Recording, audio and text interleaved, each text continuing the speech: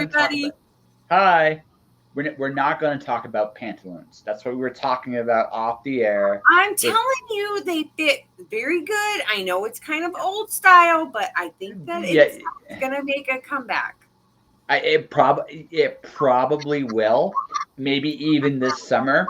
Lord knows it's crazy enough this year that what the fuck, right? Well, But, everything does its comeback. I mean, everything like the denim wash jeans. Why, from the 70s and 80s, and now it's all big and bad again. And why haven't corduroy come back yet? Yeah, Mike's like, why haven't the corduroys come back yet? They will. But first, Mike, it's all about the pantaloons. It's all about the pantaloons. So, ladies and gentlemen, Trish and Mike came on for a show, and things happened. And so I kind of got to do a half and half conversation with them. One sec, folks.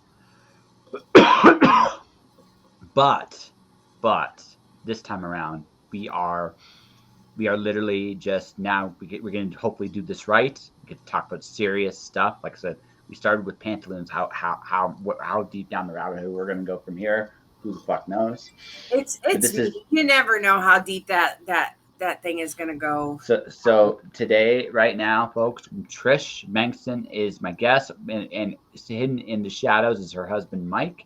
Mike did show up during the second half of the interview, and we had a wonderful conversation. Maybe he shows up on screen again. Who knows? Maybe he just be a ninja. The whole episode. It's all good. So, no, we went in to give you our full undivided attention. So he's like, I gotta go to the bathroom. So you can spend some time with Josh. I'm like, good. I like one-on-ones. I talk more than Mike. He's like, and he actually no. See, here's the thing about Mike, and this is when I interviewed him. This is my observations interviewing him. He will talk. The thing about him is he likes to listen more, because he has a walking bullshit meter. That's the thing about him. He just has a walking bullshit meter. So he has heard a lot of shit in his life. And the thing about him is, so when he first met me, he's like, I don't know what this guy is made of. And then you had to go take care of it. It's like, shit, I gotta fucking talk. Turns out we had a good conversation. Turns out he's like, right at the end, I had fun. Oh fuck, this guy's real. What the fuck? How did that happen, right? I might be tooting my own horn a little bit saying that. I mean, Mike's not here to have this conversation. But the thing about it is, right, it's one of those things where I recognize the fact that we live in a world today, like I said, a lot of people talk a lot of shit about everything. Mm-hmm. And because we're kind of like I said, we mentioned stuff here. Canada's having a little, secretly is actually might have started a worldwide revolution. That's a matter of perspective as it stands right now, right? But that's what's going on in Canada We'll go a little more into detail because I pay attention to a lot of news. I mean, like I said, we were watching Harry Potter. See, here's the thing. I don't pay attention to the news either. I just know this happens. So a trucker convoy started from Vancouver or the BC area and went all the way to Ottawa, and then three other convoys from three other places came and have all converged into Ottawa. So, depending on your point of view on this, okay, these guys are white. Again, they were labeled in the media white supremacists. Someone carried a Nazi flag. Someone carried a Confederate flag. So, so on one hand, you almost look at this and go, okay, maybe they're a terrible bunch of people. But then you actually go on the Twitter feeds. When you go on the Twitter feeds, you can actually watch the protests in real time. And you can literally see everything that's going on and everything that's happening as it goes. And since this protest started last Friday, one of our big leaders is no longer in his position. He has been replaced by somebody else. 2 provinces are getting rid of vaccine mandates as it stands. There are currently now 1 convoy has led to 5 convoys in Canada. There is a farmers convoy in Toronto right now. I shit you not. Sarnia, Ontario got blocked because it's a border to the United States. There was another one in Alberta. There's another one going to Vancouver, and there's another one going to Quebec City. So from 1 convoy, we now have 6. Finland is now doing a convoy. Australia is doing a convoy. The United States is doing a convoy. This has sparked some deep I think we're tired of the bullshit of the mandates and stuff. I think we've hit that point where we just don't want to do it no more. So we're seeing lots of civil disobedience. Citizens of Ottawa, a lot of them hate it because there's a lot of honking going on in the city of Ottawa as we speak right now, but especially downtown. But it's a giant, essentially, from what I can gather, just watching and observing, it's a giant ass protest of like this typically of a protest. It's disruptive, it's uncomfortable, but no one's fighting anybody, no one's punching anybody, no one's holding a gun to anyone's head. All right, so it's still, it's by and large a peaceful demonstration, and it's incredible to watch. So like whatever stance you take on it, like again, some people don't like the convoy for some of the things I mentioned at the very beginning. Other people, watching this, like again, they're shoveling snow on the streets. There's currently soup kitchens set up all over downtown. I'm gonna probably get some hate mail on this one, but there is good and bad, and no matter what. Oh, sure. You stand for, I mean, not, I'm not nothing. I mean, I don't have a stance on certain stuff, but like the Confederate flag, like there's some little old ladies. I live down south, and they're the daughters of the Confederate, and they are out there. They're helping people. During COVID, they were bringing baskets to older people. They were doing the good stuff. So I mean, just because it stands for something, I mean, like this, when the finger, ladies and gentlemen, I am getting the I am getting. But what that was? That's old British time. That I can still shoot you. I have my middle finger, so I can still do a bow and arrow. That's where that comes from. It's that's cool. I learned something. I learned the origin of the finger today, ladies and gentlemen. That's awesome. Well, that's where awesome. It comes from. No, it's cool. No. So cool. So like my daughters, because when they were like they were in 4th and 5th grade, they're like, Mom, guess what? And I said, oh, you can shoot a bow and arrow. And then once I explained that's where it comes, they're like, oh, it's not naughty. Well, I said, it has been turned into where it's naughty, but its origins was, I can still shoot a bow and arrow at you. Mm-hmm. That's, so it's how people interpret it. And that's just like the flags, those ladies down the street from me, they think that's wholesome and this or that. And then you have other people that's just hatred. So it's just how you look at the situation. Yeah. I have I've been observing, I've been doing my own stuff all week, so I haven't really commented too much on it. I have friends in Ottawa probably hate me for saying this, but this is what a peaceful protest looks like. And I'm not talking like the honk and the noise. I mean, it's not peaceful that way for sure, but it like these are what protests look like worldwide. I mean, you go to India, you go to the United States, you go to any other protest, like this is it. They're uncomfortable, they're disruptive, they interfere with lives, but also it's about people putting a message out there, good, bad, or indifferent, whether you agree with it or not. That's what a protest is. What the part I haven't mentioned is during this is our prime minister, when they came to Ottawa, fled somewhere. Like he's in a secret location and he hasn't interacted with any of these people. And I kind of equate it to a Chinese finger puzzle because like right now, as typical of any protest, there's struggles going on. But the problem is this is no longer even just about Ottawa anymore. It's all over Canada. So every time the government ignores it, it tightens people. Like they're saying no, people are going to say yes, right? Every time they fight against it, it's actually going to embolden people to fight against the government, right? GoFundMe just took they had like an $11 million thing from GoFundMe. It's incredible. GoFundMe just shut it down. So here's what's going to happen. So they have another pledge set up. They're already getting money back. They're going to probably get more money now than they did before. So like when I look at the protest, this is the honest thing. Whatever you think about it, this is the reality. At some point, Parliament and these people have to have a conversation. At some point, if that doesn't happen, the longer this goes, the bigger this movement's going to get. That's just the way it is, right? At some point, a conversation needs to be had, and the way to dispel it quickly is to have that conversation now. The longer the government waits, right? The longer the government waits, the bigger the movement's going to become. Like I said, there's currently 6 convoys in Canada: Quebec City, Sarnia, Toronto with a farmers convoy, which is unbelievable. Vancouver. I mean, I might be missing some too. Like I'm not. There might even be more than what I'm saying.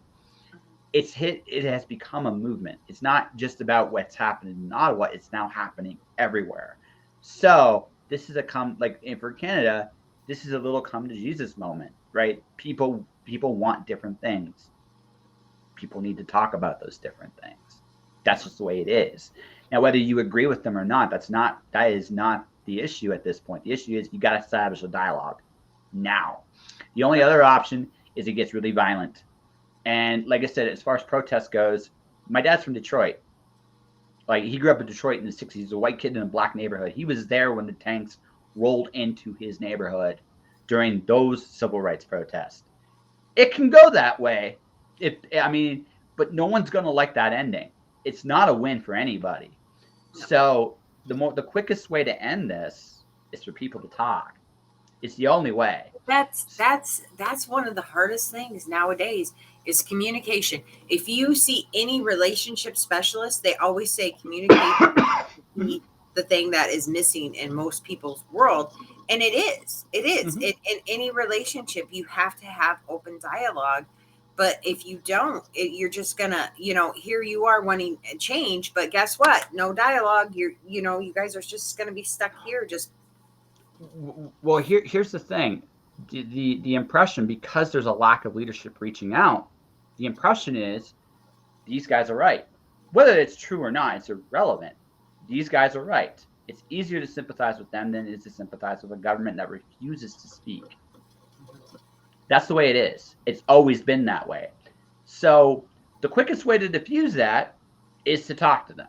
Good, bad, or indifferent, it's the quickest way. But if you don't do this, this is what's going to, again, it's a Chinese finger puzzle. Mm-hmm. The more you push against this convoy, the more resistance you're going to end up having. That's just the way it is. But here's your other problem too. You have this kitchen and you have all these people wanting to put stuff in here and let's have this for supper. But now you got way too many cooks trying to stir it up.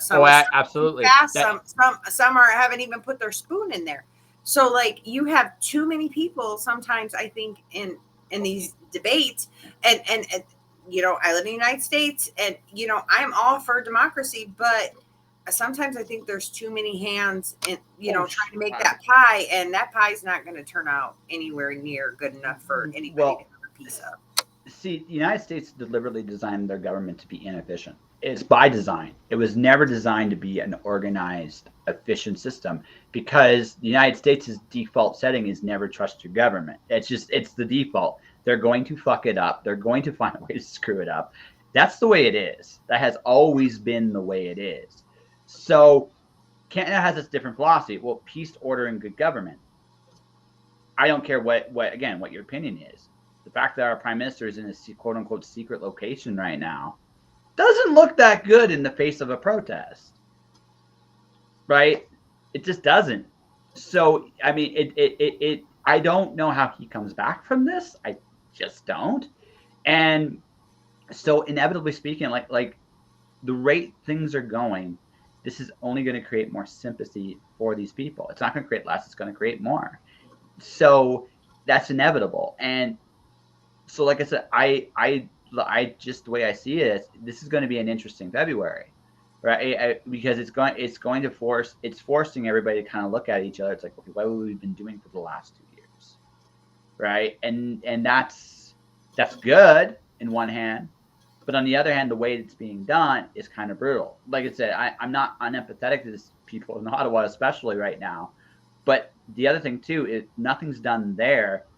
These convoys are just going to get bigger and bigger and bigger and bigger everywhere. It's not just Ottawa. It's everywhere. So have you watched the Book of Boba Fett yet? No, I haven't. Okay. I haven't yet. What's going on is impertinent because it's almost like what's going on in Boba Fett. And I won't spoil it. You can spoil it. I don't care. I'm not cool. I'm not cool, Trish. I'm just not cool. It's all good. No, it's just Bobo went to the government and said there's issues. I'm not. I'm saying it the nice way. He told the government, the city government, there's issues here, and the city government took off. The mayor took off, and now they're all looking to Bobo, and Bobo's going to take care of business. I'm assuming. I mean, as the show goes on, he's going to take.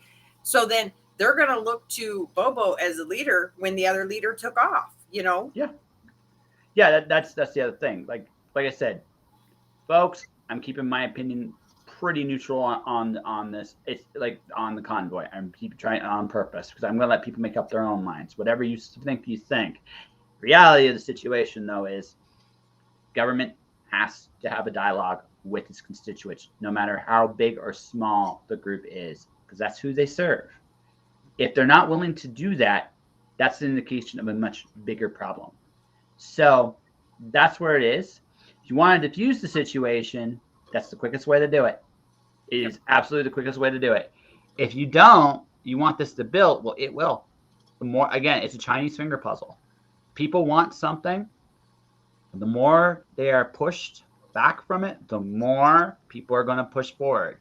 That's just the way it's going to go, right? I like I said, that's how this stuff works. It has not changed. Human nature hasn't changed in thousands of years.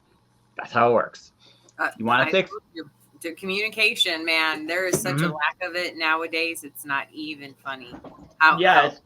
Because it's all technology based. You know what I mean? Where people think, and I'm sorry, and I've misconstrued. Go ahead, Mike. You want to sit down?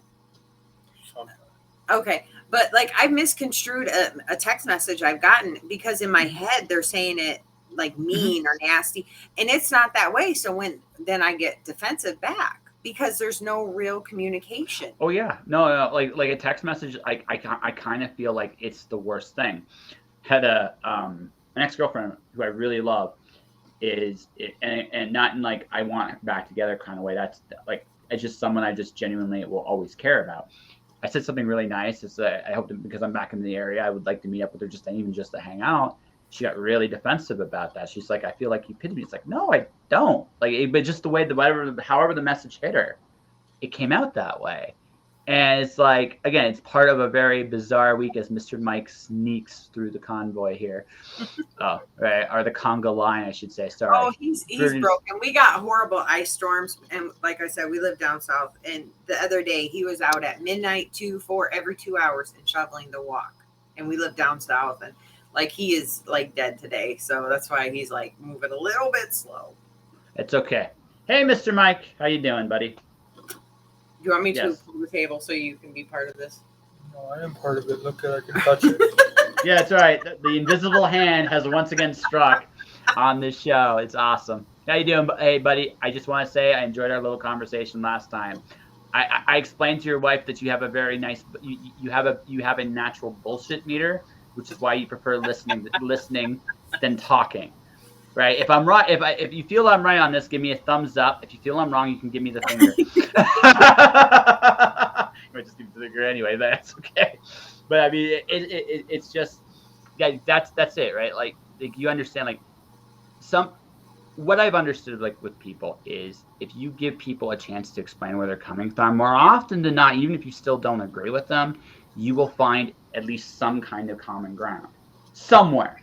And then from there, you can build whatever you're going to build. And again, you may not. Neither side may come out with a. I've had some big like I remember I wrote a little paper and I had someone review it, and she disagreed with almost everything I said in that paper. We had a great back and forth conversation about that paper. Some of it she conceded, some of it I conceded because I saw where each other was coming from. Right? We still didn't agree with the conclusion, but we came out of it with like an understanding of where we stood.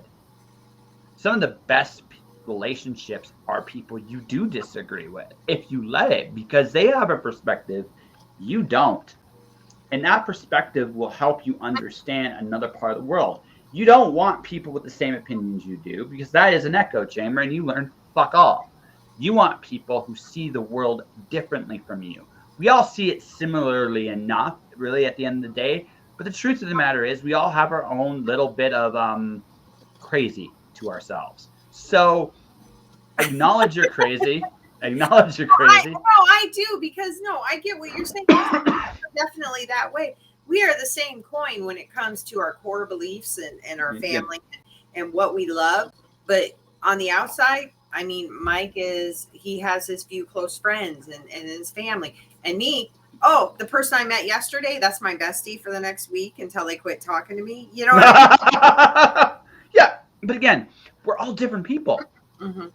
Right? So that's the thing. Like, understanding our differences has always been, we have this tendency when we look at people who are different than us to go like, okay, you're different from me. You're weird. You're this, you're that, or like, you're different.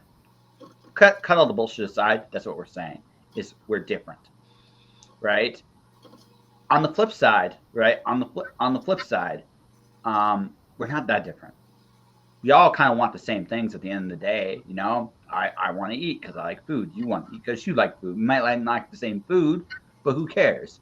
We both want to be with people we love. We both want to do things we love to do.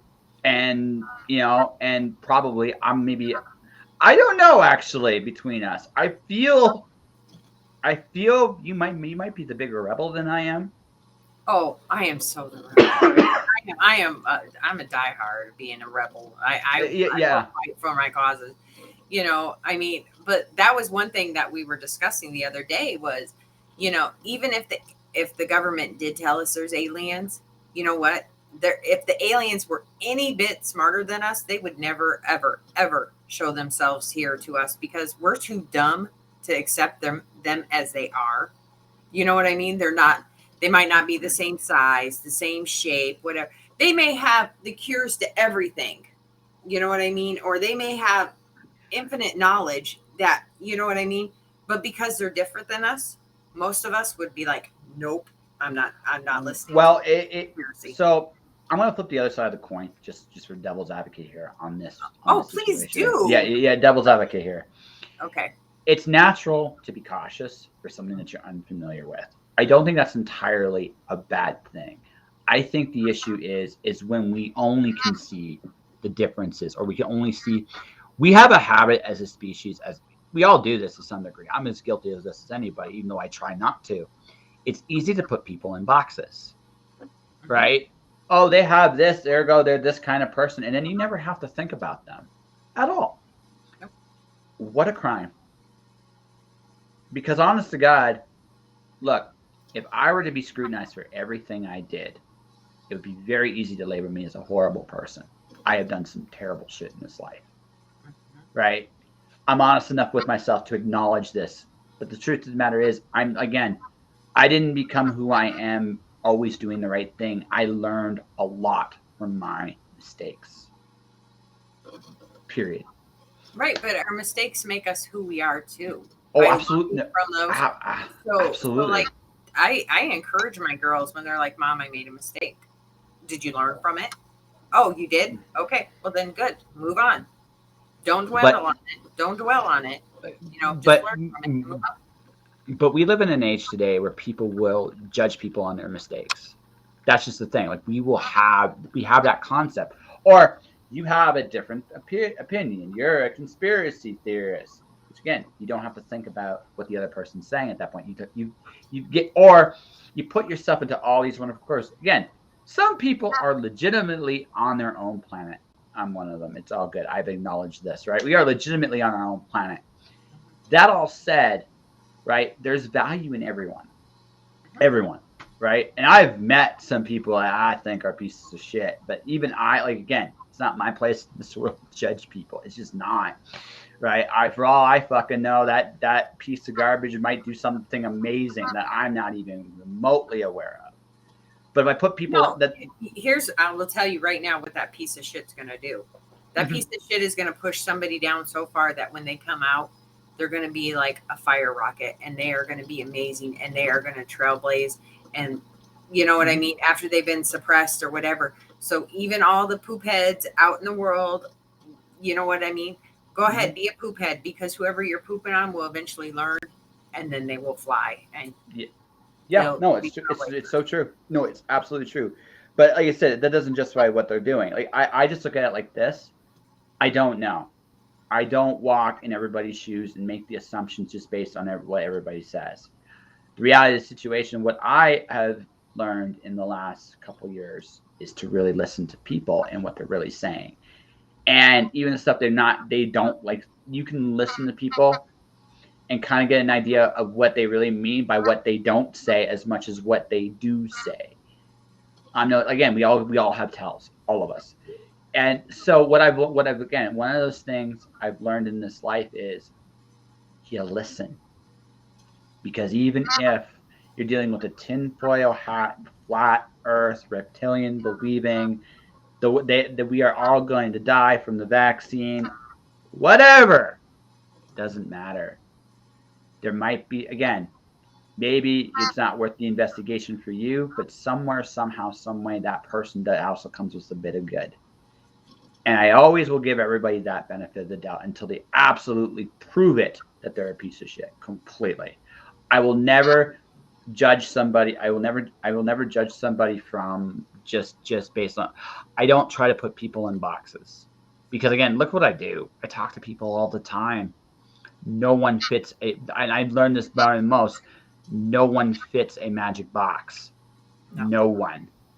So. And do you really want to fit a magic box? Nobody really wants to fit in that magic box because guess what? It really doesn't exist, that magic box, because everybody is their own individual person. So, and uniqueness is what makes this world such a special place. So, hooray for all the crazy, unique people, yay, crazy here, I definitely fall in the crazy category, but you know what? I embrace it. Well, you know what? What you also the other part too, you come to just a realization. You know what? Fuck the majority. Doesn't matter. And I don't say that in I'm not knocking anybody for anything, but you know what? It's not about what other people think about the life you live. It's about what you do. It's about what you are willing to take a stand on. That's what matters. What everybody else will tell you doesn't fucking matter at all. It's not worth you can get advice from people. But at the end of the day, you got to look in the mirror. And you got to say that I did what I believed was right. I'm assuming you don't. That's where I feel amazing at, that me and Mike, we can listen. And that's why we walk the lines of different people and the different, whatever you want to call it. But, what works for me and Mike is what works for us. It might not be everybody's cup of tea. And they're like, why aren't you standing up against this? Or why don't you stand down? Because you know what? It might not be my cross to bear, but if it is, then I will definitely take it, into consideration and, let my freak flag fly. You can't fight every battle either. You got to choose. You got to choose what do you give a shit about? That's all. I mean, that's one of the reasons I did the show. It's interesting to see what people truly give a shit about, right? That interests me. That truly interests me. What do you care about? What are you willing to fight for? What do you believe in? Right? That is interesting. Exactly. It's my family and the project we're currently on, Brink and Fetch. I mean, that's my dream, and that's why that is a cross I am willing to bear. I will sit and talk to everybody. I will talk about the book. I will talk about my team. I will talk about everything I can to promote this, because that is one thing I will. The hand is patting me on the back because I'm a good noodle. Yeah. Oh no, he's like, yes. Finally to business. Woohoo! Oh, they know I have an amazing book. Well, okay. Oh, no, I really hate it because I got to choose, because I can't get all the books I want. Right? I can't get all of them because there's just so many good books on Kickstarter. It's like Stone's got this amazing novel I want to read. Like he's awesome. But here's the thing, I'm not quite I'm at that line of I am so close to being able to do all the cool shit I really want to do, but I need a couple more video gigs on a regular basis to get there. I'm so close I can taste it. That's how close I am. So I'll be honest with you. We went from maybe like $50 a month on Kickstarter and then like $300 at the comic book store. Now I feel like the comic book store is more like $100 and then Kickstarter is more like $3 to $5. Yeah, well, that's where it's going. On a regular basis right now, I make very close to $1,000 just with my one gig. I have another gig that we're rolling at that's going to really start going in like March, April. So I'm going to have 2 video gigs, 2 shows besides this one I'm doing. Right? And then hopefully I get to do some Kickstarter videos. I get to do some other stuff like for people and clients. It's kind of what I want to do. Just stuff that's really quick. Like for me, quick and easy to do. I could get paid well to do because that's the whole hook. If I get those, like I said, I get that really rolling, I'm good, man. I'll be doing that, and I'll be creating shit. It's really weird to be so close and yet so far at the same time. I'm in that weird middle spot right now. So, but again, and this is going to sound like incredibly maybe naive, faithful, whatever. But I believe I'm going to get to the next level, and soon. It's one of those really dumb, like I have no logical reason whatsoever to believe this. Just something in my gut just said, keep doing what you're doing, and good things will keep coming from it. So that's and I no, please, because I believe that too. I'm not saying just bring and fetch, but when I come out with mine, that is kind of puts them all together. I believe somebody's going to call us and be like, "We want that. Here's X amount of dollars, and we want that. We want your property." Okay. $13. Mike said. $13, Mike? I didn't realize you were that cheap, brother. I figured you'd go at least for $100. You know. But no, I believe that. I know where those stories come from that are part of that world, and they're amazing. And I mean, we still to this day can talk about something that happened in that campaign 10, 15 years ago, and we all like, oh, do you remember? And then we all get it. Okay, Mike doesn't, but like me and my daughter, we get all excited. Mike's like, yeah, that was good times. So Brad gets real excited? Oh, no, Brad doesn't. Nah. Everybody's different. Yep, everybody's different, but we have some exciting, and I mean, if you are part of a campaign that you can talk about 15 years after it happened, and you have some happiness, that's something to write about. Oh, so absolutely. Good. Absolutely. I'm super stoked. Like I said, Alice has done okay. I gotta push it a little bit more. Hopefully that happens. Like that's the next thing. Actually, the next thing I do is I do a commercial for all the video stuff I do. It's going to be weird to build that. I have found like 30-second commercials are a lot more work than this show. It's one of those things because there's a lot. Oh no, I totally believe you because I know our daughter. We asked her to do our video for it, and it took her almost a month to do it. Yeah, it breaks your brain. Yeah, she procrastinates just a little bit. Well, how old's your daughter? 22. It's okay. So when I was a flake in college, because I was a flake in college, I had a professor, and I still remember it. Although, again, I was the worst flake. Truthfully, if I learned to look back honestly, I just didn't belong at that college. It was. I should have realized it after the first year, not to go back. I didn't. I kept it on. Here's the thing. Here's the deal. What ended up happening, what I remember this professor in particular, he goes, listen, 90% of us are procrastinators. So I'm going to make you decide. I'm going to give you all 7 assignments for the year right now. You can get them done. Now, I would suggest, he goes, that for the next 6 weeks, for the next 7 weeks, I'm going to lecture about each assignment specifically. Come in, do one assignment at a time, hand it in. Cool. When you finish all the assignments at week 7, and this is a 12-week course, mind you, right? When you finish at week 7, you can go. I don't care if you come back. You passed. I don't give a rat's ass. But what most of you are likely to do, because this is just the nature of most of us, we wait till the last fucking minute. This is why deadlines are so damn important. Because you need them to push you to do shit. Right? That's just reality. Like most of us are wired that way. Also, there's a what I call a familiarity clause. Mm-hmm. I remember a long time ago asking my sister to do a cover for my very first book. And she also procrastinated on it. and just procrastinate until I finally just said, I gotta go get someone else because I'll never get this back from her at the time. And she's listening to this. Sorry, sis, it's the truth. I ended up hiring a professional for the first time, got it done, paid for it, did everything, published the book. So the thing about it is, I learned a very valuable lesson then too.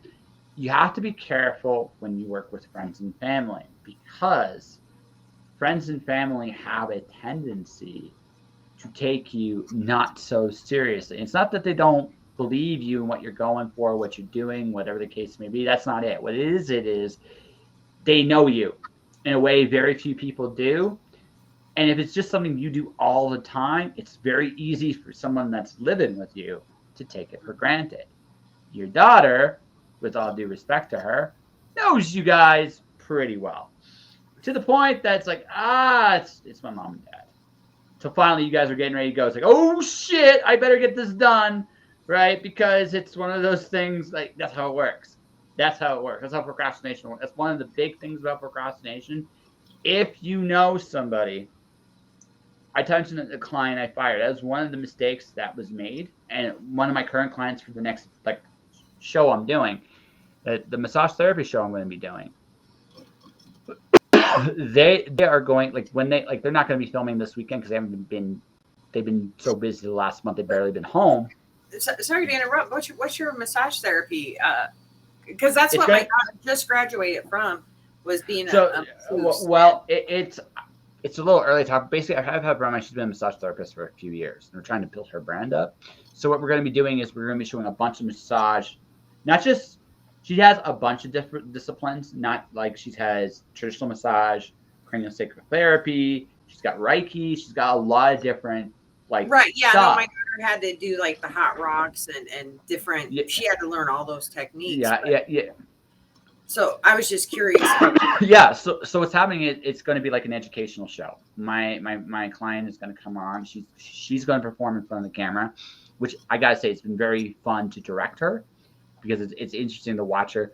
The intros and the conclusions, she hates those. She absolutely hates those. But when we get to the actual meat and potatoes of the episode, amazing teacher. She is an incredible teacher. And when the show premieres in March, when we figure, I got some little things to figure out, and I'll be doing that tomorrow and Sunday, just for the show. But the whole thing is, how do I put this? It's an educational show on some basic concepts. We're going to involve probably more advanced techniques as the year progresses. And when she graduates her current course, we're going to go into that realm as well. Again, it's going to be a 10-minute, 12-minute show showing some basic things that people can use, learn from. The first 2 episodes are filmed. Are basically filmed. We might have to go back and do a little segment in between just for some unanswered questions or some things that she can add to it. That's one of the reasons I got to actually get this done tomorrow, so just she can look at the episodes and kind of just go, okay, this is what I see, and ask her, what unanswered questions do you think you would have had as a first year? Because that's the initial target audience. Now it will expand. I think it will expand as depending on where the show evolves to. But that's where we're going for right now. It's probably going to start in March, properly in March. As an involved person, I like to get involved. You know what I mean? I always am in your comments and saying whatever I think or whatever I feel. One thing is where you go with your degree is a really good thing, because my daughter, she's torn between wanting to do cosplay at certain events. You know what I mean? Like when we go to Comic-Con or whichever con that is, and cosplay as Cinderella giving you a back massage or whatever. Because her ultimate dream is to go on cruises, because she is only 22, and to go around the world and see the world. She has nothing tying her down, so she wants to go out and see the world, which I'm all for. There's nothing wrong with that. Yeah. But I mean, is there other avenues? Is there other where is there? Yeah, I mean, I actually, I'll just throw a sec. Your daughter should be thinking like a freelancer right now, right? Part of the issue is she's trying to establish her client base right now. She has to establish a client base somewhat while she's here. Even if the goal is to leave, she's eventually going to come back. So she needs to kind of think about this in two forms. The first form is, okay, how do I get to what I want to do? Just treat this like a problem-solving exercise. How do I get to there? And think of all the steps she can think of to get there. All of them. As many as she knows. She doesn't need to answer all of those. But what she needs to do is just kind of just go, okay. So like for me, let's just say for the sake of argument, my goal is to build the greatest sandcastle in the world. How the fuck do I do that? Well, first thing I'm going to do is I'm going to look at what my competition is, right? If my competition is like, they look like giant glorified Play-Doh, I can do it now. Sweet. No. You're my friend, but you're wrong. You know what you need to do is make sure you have a strong foundation before you even think about whatever else anybody else is going to do. You better make sure whatever you're building up, you have strong, you have people backing you up, you have all the tools you need to build it up. So you better make sure you have strong foundation. I'm going to push back on that slightly. I think it's better to have an idea of where you want to go, first and foremost. Because for all this is great, unless you're going nowhere you want to go, then what's the fucking point? It's better. I think the first thing is have a plan. Then you build the foundation to get to your plan, whatever that is, right? That's how I say it. Because if you don't have it goes both ways. If you have no direction, you're going to end up miserable, even if you do everything right. Because what's going to end up happening is you're going to feel stuck.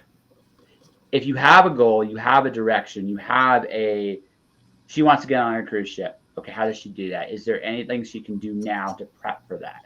What are the steps she needs to make? That's the very first thing I think I'd learned I would look at. The second thing I'd look at is that at that point is an honest gut check assessment. What do I have and what do I don't? Right? What do I have and what do I don't? Whatever that is. And if you can honestly make the assessment about yourself, then you can craft a plan. Now, that plan will probably go to shit 9,000 different ways because that's life. But the idea is you have a compass guide you wherever you're going. Now, then once you have that compass, then you can build that foundation, because that foundation will not feel like a trap. Inevitably, it will be something you want, whatever that looks like for you, and for everybody that's a little different, right? That's the thing, right? You don't.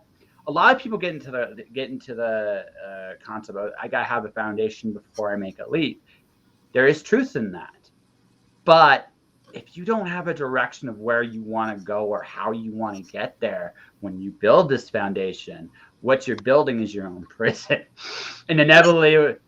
But for us, like when we did the comic book, we knew we wanted to build a comic and then build it up from there. But we didn't have a set schedule, because like in comics, there is no right or wrong way to do it. You know what I mean? You could go to, here's my idea, send it to a publisher, send it to a million publishers, and nobody might pick it up. But again, that goes back to what I was saying about what serves you. This is the important thing. Like, publishing in particular we could spend another hour talking about publishing, not just in comics, but in general. Right? Because there's so many ways to publish. The question is, what's your goal? Like, I'll give you an example. My first Kickstarter is I plan to do in like August or September. My artist is getting married this year. That's important to her. And rightfully so. I'm not going to get in the way of that. I'm going to let her go fucking get married. Right? So, right. But the thing is, when she comes back, I'm going to go to her. It's like, so, and first off, I'm going to beg her to work with me again, because she's awesome, because it's just the way it is. But if I get the yes, what we will talk about is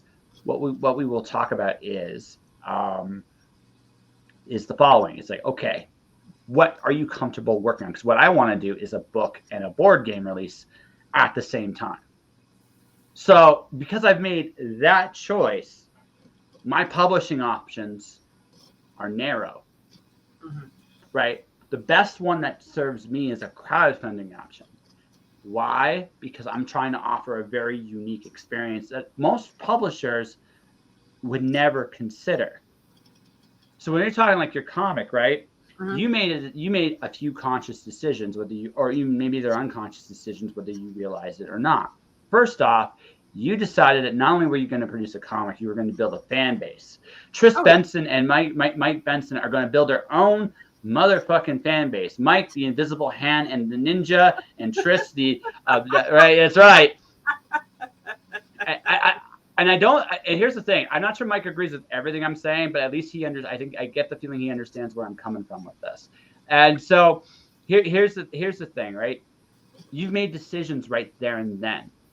Like you made some decisions. Like you're going to a publisher cold without any other material behind you means that means there's nothing wrong with that. And there are some books that benefit more from that than doing what you're doing. But you got to make that decision with your book at the beginning, right? Where am I going with this? You wanted to make a book. Cool. I want to publish it on Kickstarter or Indiegogo. Cool. Why? Because I want to make a zillions and zillions of fans. Yo, short-tempered biscuit. Welcome to the show. But right? See, it all actually even started even before we finally decided to go for the leap to make our own comic, because we were on shows as fans, as big backers, as I started doing buttons up to help other Kickstarters and other people, so because I'm like, hey, I want to help out, besides just doing this or that. So like that fan base, even though I didn't realize it, I was already creating somewhat of a fan base of go ask Mike and Trish for help, or if you need something, they're always willing to help. So even without even knowing we were building a fan base, we were doing it. Yeah, but when you finally said, "Oh, I'm going to do this fucking comic better than these guys. We are awesome, and we can do it," or "I really, really want to make this book," right? I really, really, really. I love our book, and it is definitely a horror. It is funny as hell. There are certain areas where you're like, holy crud, I wasn't expecting that. I mean, I spit soda out when Chuck and Mike were doing the read through on this, and I'm like, holy crap, guys, that is so funny. You know what I mean? It runs a gauntlet, but I would have never thought in a million years, and like the covers too. Each of my covers are by people that I specifically like. I didn't go with 17 covers. I went with the 6 people that I admired. Mm-hmm. So no, and that's fine. That's actually great. But going back to what I'm saying, well, first off, here, listen. I don't know if you're a pro wrestling fan at all, but a little bit. I hated the fact of the Royal Rumble. Can we talk about the Royal Rumble and how that was we can. Garbage, the men's? That was garbage. Am I ruining it? Well. So far, you missed Pantaloons, short-tempered biscuit. We talked about Pantaloons. We ended up talking about some actually deep stuff for a little while. Now we're talking about the Royal Rumble. That's what we're doing today. That's what we're doing right now. So. Is there something you want us to talk about? Because I'll talk about anything. Actually, no. I'm with you. The men's Rumble sucked balls. The men's Rumble sucked balls. Like I wasn't expecting like Ronda to come out for the women's, and I was like, holy. The women's Rumble should have been the main event. It would have been a much better main event than the men's. Thank you. So here's the parts about the Royal Rumble show I really loved. I love Seth versus Roman. I love that Seth came down as a member, like the Shield music. I thought that was awesome. Their match. See, Seth has a whole special spot because we're hometown kind of buddies, close to where him and his. Gotcha. So like we saw Seth wrestle as his real name. Tyler Black. Yes, I remember. And like. Tyler's grandma was sitting with our best friends at which show was it? Was it King of the Ring? And she's like, "Go!" And she's saying, "Go, Tyler!" And they're like, "Grandma, it's not Tyler, it's Seth." And she's like, "But that's not my grandson's name." And they're like, "Grandma, you have to call him his name." I somehow feel Seth Rollins would be okay if his grandmother called him Tyler. I somehow feel he'd be like me with my grandmother, completely disarmed and unable to say a damn word. It's your grandma. What the fuck are you gonna say? So, Seth has a very special spot in our, because I watched him like take a stapler to the head when they were in a bar wrestling. I mean, So that's our buddy. Seth and Roman was super fun. As I hated the finish. However, it did make me realize that if down the road they wanted Seth Rollins as a baby face to be the guy to beat Roman, it could be done. Seth could do it. Seth is the first guy I actually watched and said, you know, if somebody was going to beat Roman Reigns, it might be Seth. I'm not sure Seth's the right choice for a couple of reasons because I don't think he needs it, but he can do it. He's also got that amazing Joker mentality, you know, where you love to hate the Joker and you hate the fact you love the Joker. You know, and Seth right now with that cray that he's on, definitely is falling. But that's the thing about his character. That's the thing about his character is not crazy. His character is just he has decided that he's just again he comes off crazy. He's not. He's manipulative as fuck, right? Because he knows how to play people. Well, because so's the Joker. The Joker, yeah. But the difference between the Joker and Seth is the Joker. The Joker has no rhyme. He has a want. Whatever the Joker wants, he goes for. That's the Joker. Joker's more like a force of nature. Seth Rollins is a calculated villain. He understands, he has learned throughout the difference with this persona versus his other personas in the past is he's been a manipulative, he's been a conniving villain in the past, the Messiah. But the thing is, he's got a lot of experience playing with people now. And he's been around. He's actually the veteran in the locker room now. He's not the young guy anymore. He's the guy. He's the main event veteran guy now. He is that in that role. So now it's like I've seen it all. I've done it all. So he found a way to add some fun layers to a meticulous manipulator, and he plays crazy. He's not. I watched his stuff with Roman, like it's in the last little bit because the Rumble. For the first time, actually, I always like the Royal Rumble, except for 2015. That's the worst Rumble than this one. But we'll talk. We can compare that later. But the thing was, I was actually thinking about this. It was like, I think Seth Rollins now, if they turned him babyface, people would buy it. He would actually be the biggest babyface in the company. I think they should turn him babyface. Change nothing about his character. Change absolutely nothing. Just let him be that, and he will be the most over guy in the company as a babyface. That's my opinion, but that's where I see it. That's what I see of him. I'd be happy no matter what. He could be the good guy, the bad guy. Oh yeah, but I think he's ready. I will tell you, I fanboy out for mine. You know, we had our top. We always do that play on the five. The five. Who's gonna win the top five? And you know who always my pick number 4 and 5 is? It don't matter. It is always going to be Kane and Taker are always going to be number 4 and 5 on my list. Even though they're retired, they're not coming out. They're always going to be 4 and 5 on my list. Yes. Well, do you want to talk about the men's rumble real quick? And then we'll talk about Kane. I'm particularly a big Kane fan. I've talked to him. I've actually talked to him. Super smart guy. You know, most people think the wrestlers are just idiots, but most of them have really high intelligence and are very articulate. Kane is super, like, beyond belief. Like, even in comparison to some of the other guys there. Some of those guys are great businessmen, and they definitely have personalities. Kane might be the one. Like, he's one of the smartest guys I've ever talked to. Like, easily. Like, he's really smart. But he yells like that, too. Yeah. So, but the men's rumble was boring. And okay, first off, I liked Bad Bunny. I liked Johnny Knoxville. I thought they were fun. I hated Shane McMahon with a passion. I just think at this point, he's my birthday buddy. We're the same year, a couple months apart. Yeah, but the thing is, he's a fun special attraction. I don't want him anywhere near the main event of any of these guys. He's a fun.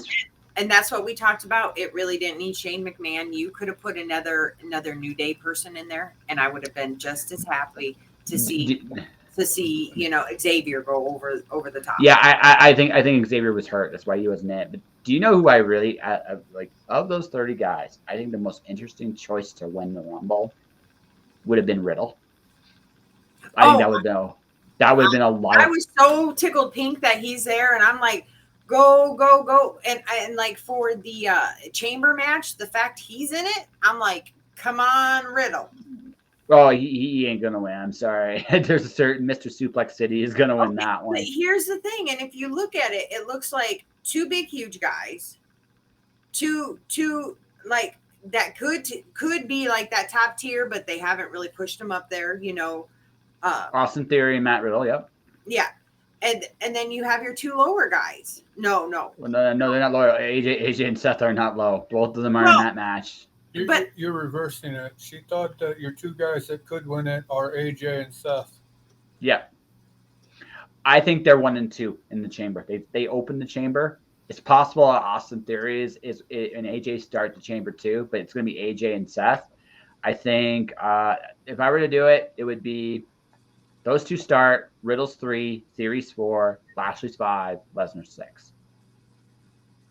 Why would you make Lesnar 6? Why? Because here's the thing. Here's the problem with Lesnar as he wrestles today. He does 3 moves. Do you want him to trash all 5 of those guys for a long period of time? I would rather, if he's going to win, because let's be honest, he's probably going to win, right?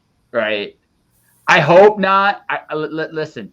No, because if he's number 1 and they beat on him and beat on him and beat on him, and they're like, and then he does his 3 moves to win, I'm okay with that. But he's going to beat on them and beat on them and beat on them until he injures one of them.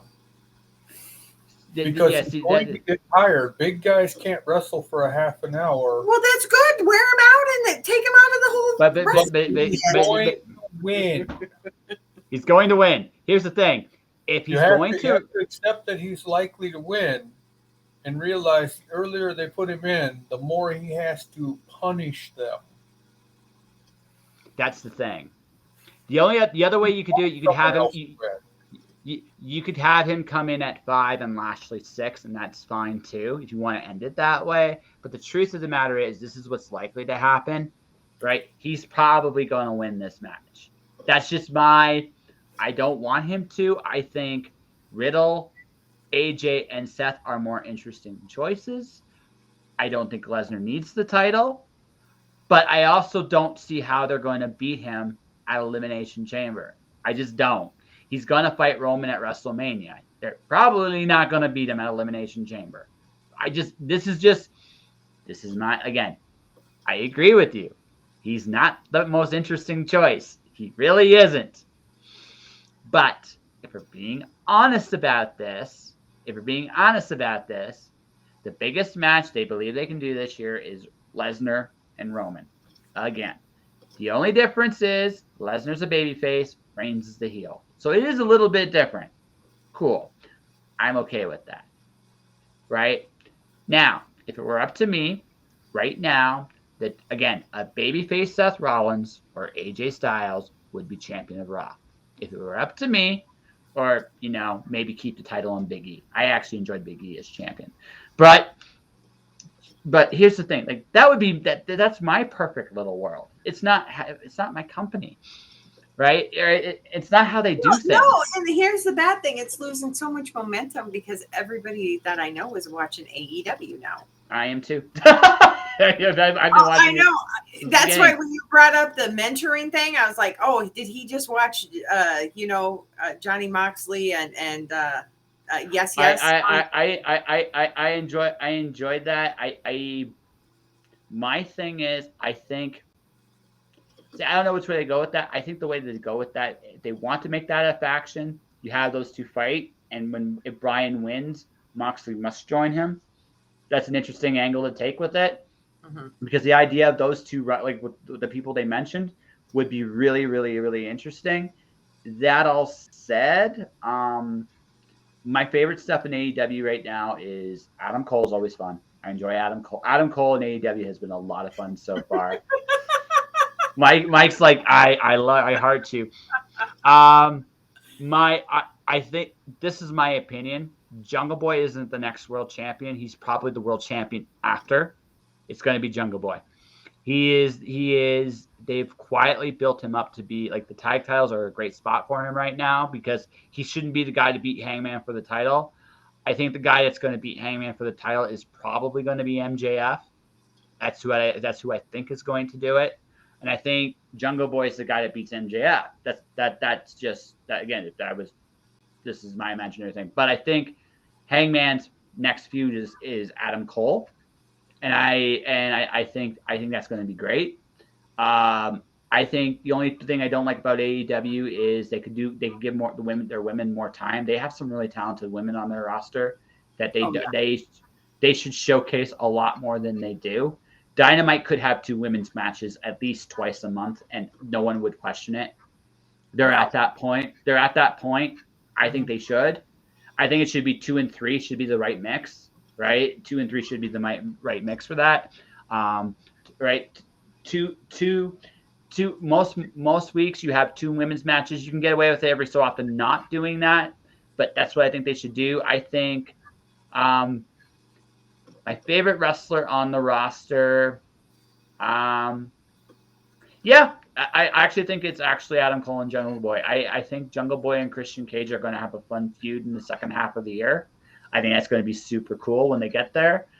I think I'm looking forward to Wardlow killing MJF. I am looking forward to that big time. I think they're going to give Wardlow the TNT title. So this is my proposal to you because I didn't realize how much you liked wrestling. We should do like a show previously and like have an ongoing thing. You know, our top 3 picks are like if the Royal Rumble, you know, or who's gonna win at SummerSlam or who's gonna win at AEW. I am a big wrestling. I am a big wrestler. I'm not as big as I once was. Like I said, I watch AEW. I barely watch WWE, although I did watch a little bit more because of the Royal Rumble. Well, I know a creator that is making a role-playing game of wrestling. Ooh, who? Using their IP of superhero wrestling. That'd be cool. Oh, that's awesome. That is amazing. So like, and we were talking about it, and like, if I could get, it's Joe. I don't know if you know Joe McBee. I do not know Joe McBee. Okay. Joe, he does AEW Saturday Night Wrestling. His girls are amazing looking, and they're superheroes, but they're in their own league because, you know, they're superheroes, you know, so like they can't just regular wrestle, and you know what I mean? So they're superheroes. So, and they have Joe, like each girl has her own distinguishing super moves and everything like that. Like it is so detailed about his stuff, and like you open the books and then they have like the girl has her stats and everything out, and you know, and then it's the whole story too. That's cool. That's so really cool. So I know Joe is into wrestling. I know that Niobe is into wrestling. Okay. Rob Anderson, he lives down in Florida and was training until he got hurt to be a wrestler. Oh wow, that's cool. And then, well, of course, we know December Lace. I think you're friends with her. Oh no, December. I called her sweet. She threatened to give me the cold shoulder. I'm a little terrified about that. No, I'm kidding. Hi, December. I hope you're doing well. No, she is. I think it's interesting for like me and her. We just talked the old WCW stuff like back in the '90s because that's her big fan thing. Right. And but we started our own like 6-way tag team table. You know what I mean? Before the night, or you know, the day before, or a couple hours before these. And these are my picks, and we can all agree or disagree, and then we can get together the following week or something like that. Yeah, sure. For like an hour or half an hour. Before a pay-per-view for WWE. Yeah. Can we just do it for AEW? Don't get me wrong. It's not. I seriously, I love the Royal Rumble. It's the coolest event in the world. But by and large, actually that's the only one I care to do. Yeah. No. Royal Rumble. I don't care about the rest of them. I'm being blunt. Like, it's not a knock to the talent there. It's just the show is. Your hardship, although for AEW, is I have such a hard time thinking I'm going to pay $50 for one pay-per-view. That's how much it is AEW here. Yeah, but you know, I kind of look at it. So I kind of look at it like this. this is where we'll tie this back into like the business of creating books and stuff. Something I've realized, like, we all have a tendency to make our stuff affordable. And I'm not saying that shouldn't be part of your strategy, because you should. You want to create as many readers as you possibly can. At the same time,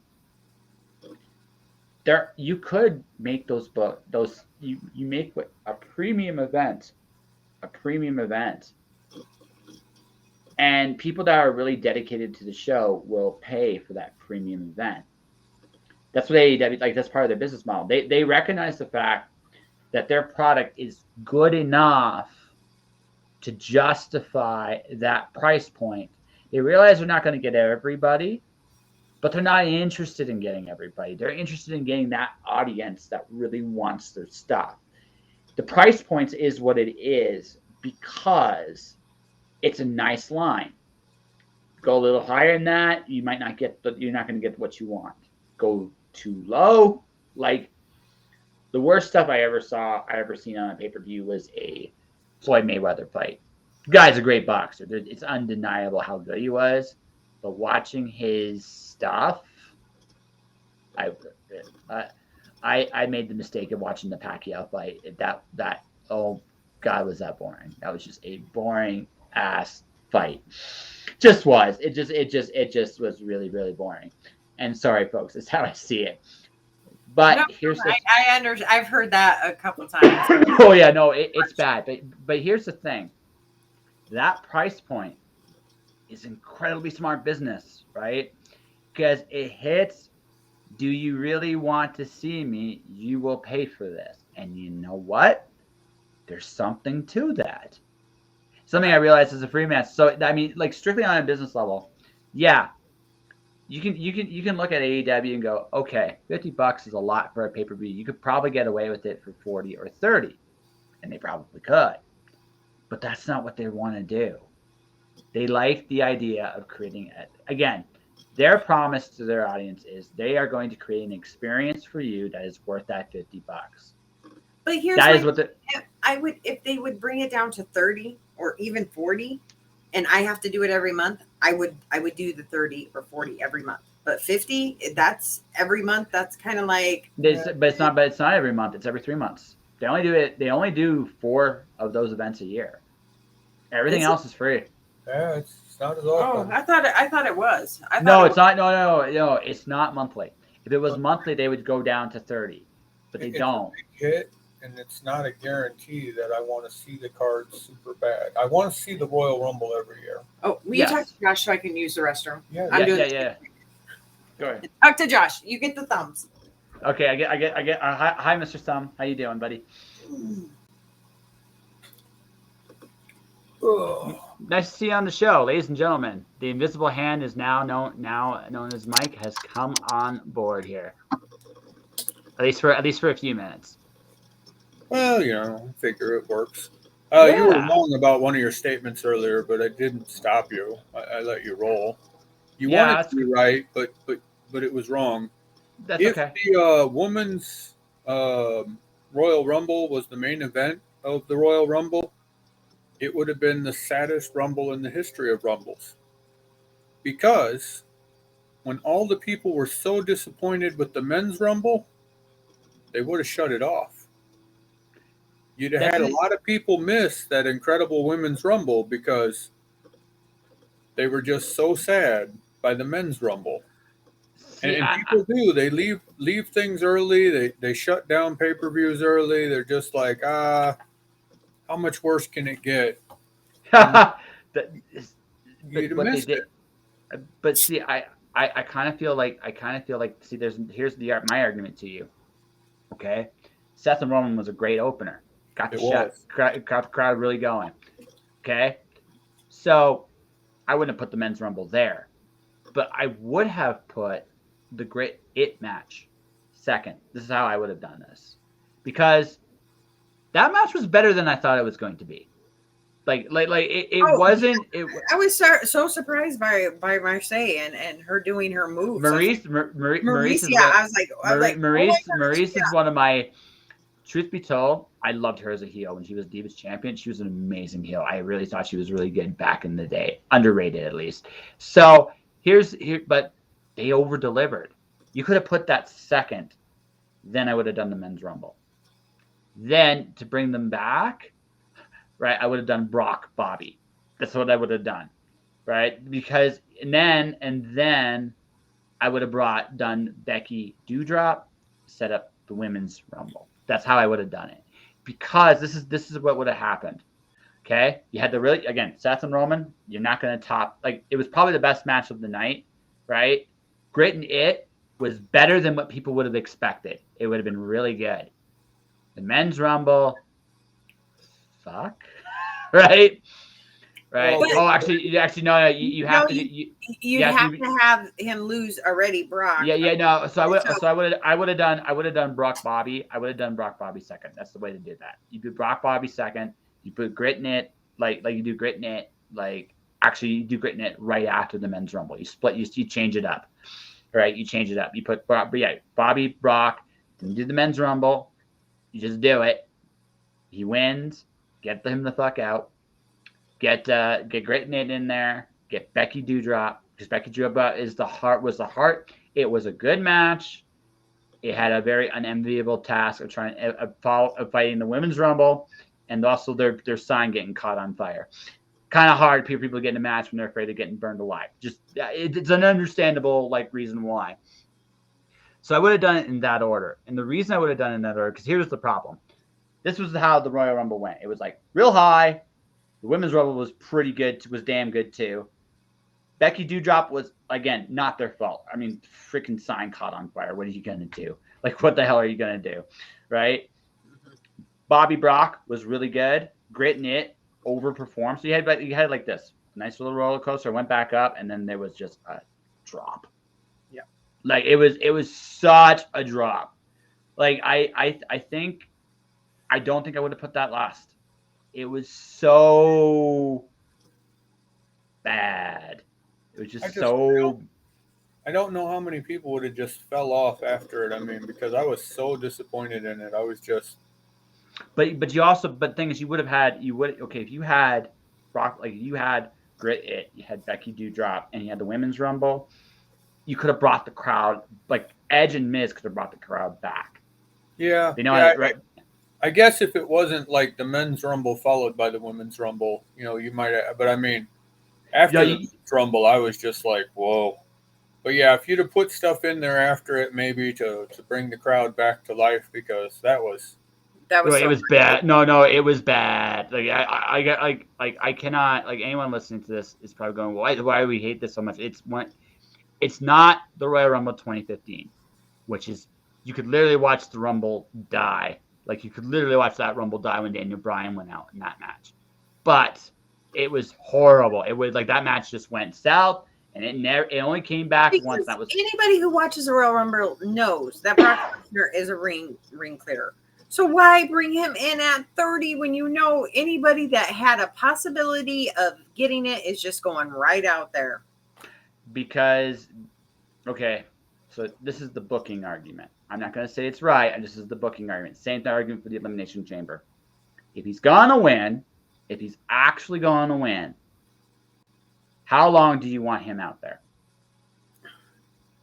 You're right. But I hated the fact that No. I'm not debating the finish with you. I think I think it would have been really cool. This is just my opinion. Again, Riddle and him as the last two would have been fun. Have RKO versus Brock at the end. Get Randy out. Give Brock get Randy out somehow in that. You could do that a couple different ways. Get Randy out. Yeah, and then no, that Rumble sucked. It wasn't the worst I've ever. Bring him in at 20 where he then he cleaned some house, because at 20 they had 12 people in there. So there was plenty of people to throw out, but I mean, you're kind of ignoring the fact that he's going to win. So if you bring him in at 20, he's eliminating people and going to win. Yeah. And that never changes. If you bring him in at 1, he's going to win. So he eliminates people from number 1 on. Once you establish and you put in the stone print, he is going to win. Then wherever you bring him in, he's just a monster from that point on. You bring him in at 20, he's a monster from 20 on. You bring him in at 13, he's a monster from 13 on. You bring him in at 30, he's a monster from 30 on. That's the thing. The first line of the tablet made in stone is, he is going to win. It's not adjustable by where you bring him in, like, we brought him in at 20, he gets to lose. No, he still wins.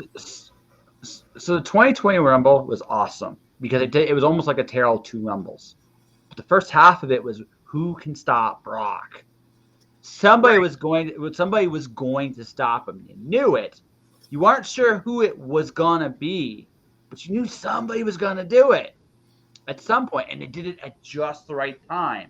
People were ready for him to go, and they got rid of him. Drew McIntyre, that was like the pop speaks for itself. That was amazing. And then the second half of that Rumble, return of Edge, the RKO reunion, right? The Edge rated RKO reunion, the very Monday Night Raw, which was actually a really good show at that moment in time, with like the remaining guys. Everybody got a chance to shine. Seth Rollins coming in with his disciples at number 30 was awesome. Like the second half of that Rumble was amazing, but also in part because you had basically the boss monster was right off the bat, and you knew he was going to kill Elias. Elias was going to be number 2. There's no other way around. Elias was going to die, but it was interesting to see him cut a path through everybody else. And some of that was just phenomenal how dominant he was. So he was a monster, but he was always going to lose. So you make him as big as you can. Give some people like Keith Lee a rub while he's in there. And then you get rid of him by the hero. The good guy rolls in and kicks his ass. It's not hard, right? But in this case, he's going to win. I do not want to see a Royal Rumble at Brock Lesnar at number 1 killing everybody. I don't want to see it. I don't want to see Brock Lesnar at number 20 killing everybody, and then the last 10 guys are just trying to do something to him. That's going to suck too.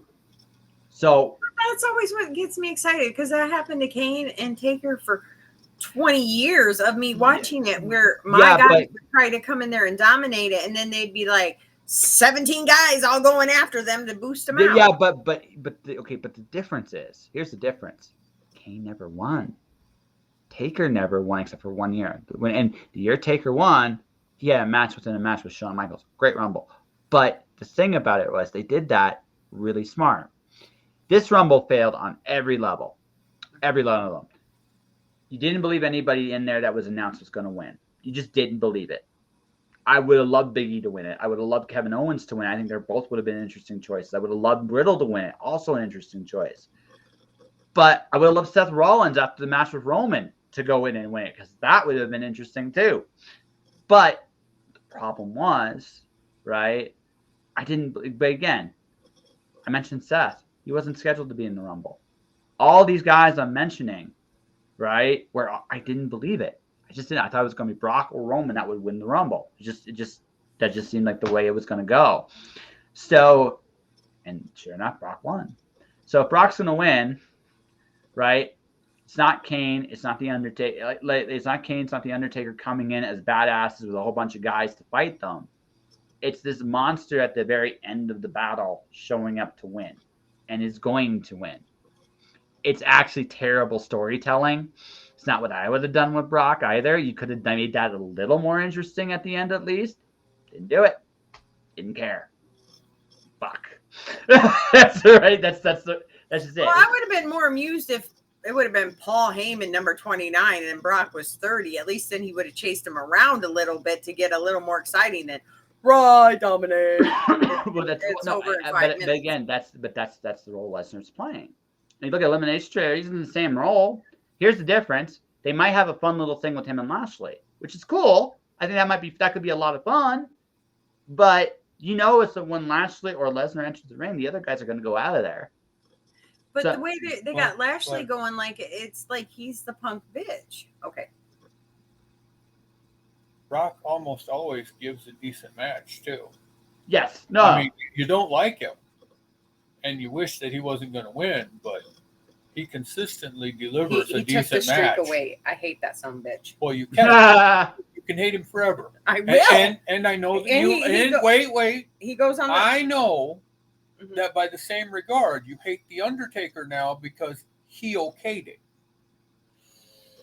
Because if you hate the one, you hate the one, you hate them both. I think he was on too many pain pills when he made those. No, so here's the thing, because this is this is about character. Like, we're gonna talk about character. We're gonna tie this back into the show here. Brock Lesnar he's a legitimate UFC heavyweight champion, legitimate NCAA Division I heavyweight champion. He's been WWE champion. A guy like that shouldn't lose very often. He shouldn't, at all. Because let's be real, again, we suspend disbelief when we watch wrestling because it is a show. But at the end of the day, let's be honest, who kicks Brock Lesnar's ass? Virtually nobody. Right. So I mean, that's the real thing. So because he's got that real credibility. So the challenge with Brock Lesnar matches is this: can the opponent give him an interesting fight? Can take the fight to him, and for a minute you can believe he'd win. My favorite Brock Lesnar match since he's been back since 2012 is the match he had with Daniel Bryan. That was awesome. That was my favorite of all. My second favorite one is when he fought Samoa Joe. I like that match too, right? But for different reasons. I thought those two matches were amazing because it was all in how both guys took the fight to him. Bryan got killed for 10 minutes, and then suddenly there was an opening, and Bryan took advantage of it, and the fight was on. It was the wildest final 6 minutes you'll ever see. Brock actually, this is where Brock's really great. He knows how to sell fear. He can look afraid in the middle of the match. This guy might beat me. Holy shit. He's really good at that. And so that's what makes him such a compelling performer. Those two matches I love. I hated his match with Ricochet. I thought, fucking God, why did you do that to Ricochet?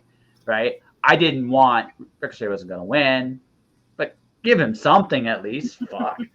Right? But I mean, that's just it. That's the thing. Lesnar's best matches are he's almost always going to win. He is going to lose once in a while because no one's unbeatable.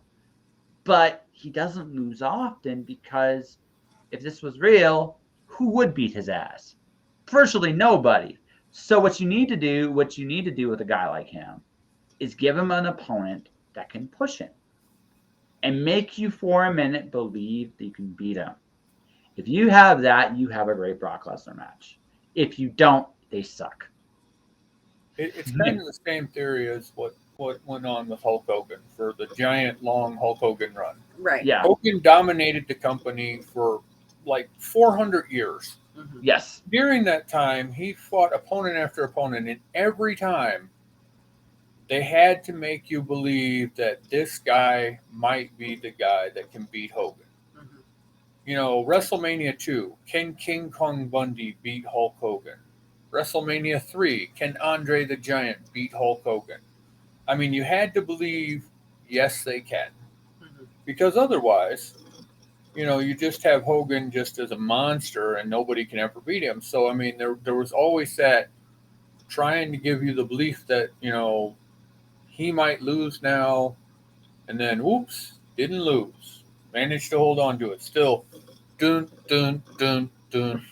And yes. It was a good strategy because Hogan remained incredibly popular. For a very long time. Very long time. Made some people very annoyed with Hogan. By the time we got to Hulk Hogan in 1990, people were ready for him to no longer be on top. Hulk Hogan in 1987 and 88 and 89 was at his best. Hulk Hogan in 1990 onward until he went to WCW and turned heel, no one really wanted to see him win. He was the act had gotten old. But again, that's the thing. A Brock Lesnar, Hulk Hogan, any monster, good or bad, or any hero, any monster, you're only as good as the opponent you're against. So if the opponent, that's the problem Roman Reigns has right now. Who beats him? I don't know who beats him. There's a couple guys I think that could legitimately be interesting choices, but I don't believe it. And that's the problem with Roman Reigns right now. He has hit a point where he's been a super established, super dominant for a long time. Someone needs to come kick his ass, because right now it's what his character needs, right? Will they do that anytime soon? Shrug. But he's at that point. Someone needs to beat his ass. See, my favorite Hogan was 84 when he was on Hawk and Hogan's Rock and Wrestling CBS on Saturday morning. That was my favorite Hogan. That's just saying, Yeah, fair enough. I think that's 86. Oh, is it 86? I knew it was when I was a kid. It was on CBS. I enjoyed the year he beat Andre. This was when I was a kid watching wrestling. I enjoyed the year he beat Andre. I loved him. In 1988, I actually liked Savage as champion. Truthfully, looking back, Randy Savage is my all-time favorite wrestler. So he just could do it all, and he did it all well. And actually, Macho Man Randy Savage taught me a lot about how to sell books, believe it or not, right? Especially when it comes to authenticity. It's a big part. So I'm a Macho guy, but 88 is a really good year for me.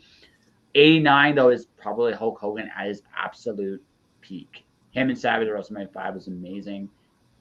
He had some decent stuff. Zeus stuff was kind of crap, but some of his Mr. Perfect stuff was really fun.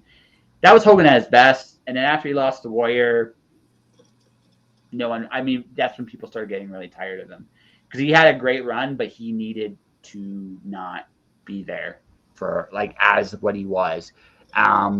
So that's kind of where. Did you ever play the card game? Because we went to Chicago and played the year we went there. No, I've never played the card game. Oh, Raw Deal. Raw Deal card game.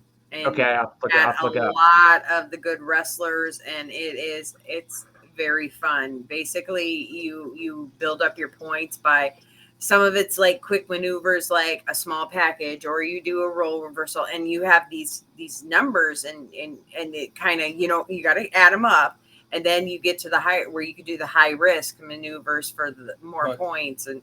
But it's like every card game, although it was so much fun. It was fun. But as time went along, more and more cards rolled in, more and more cheese factor went into decks. Yes, and I hated the cheese factor. That if you got 3 small packages, it was an automatic win. And I'm like, that's bull. That was really hard to do, although. So, but it's still bull. It was cheese. Well, that's the thing about card games, right? So card games, I play collectible card games. I used to be a big Magic guy. I'm right now playing Shadowverse. That's my game. When I'm not writing, I enjoy thing about card games. They're quick, they're simple, but they're also they're interesting puzzles. They're good brain stimulation. So I love building my own decks and playing them. This is what I love. That's what I loved about Magic, except Magic's ridiculously expensive. So I went to digital because it's just cheaper, just cheaper.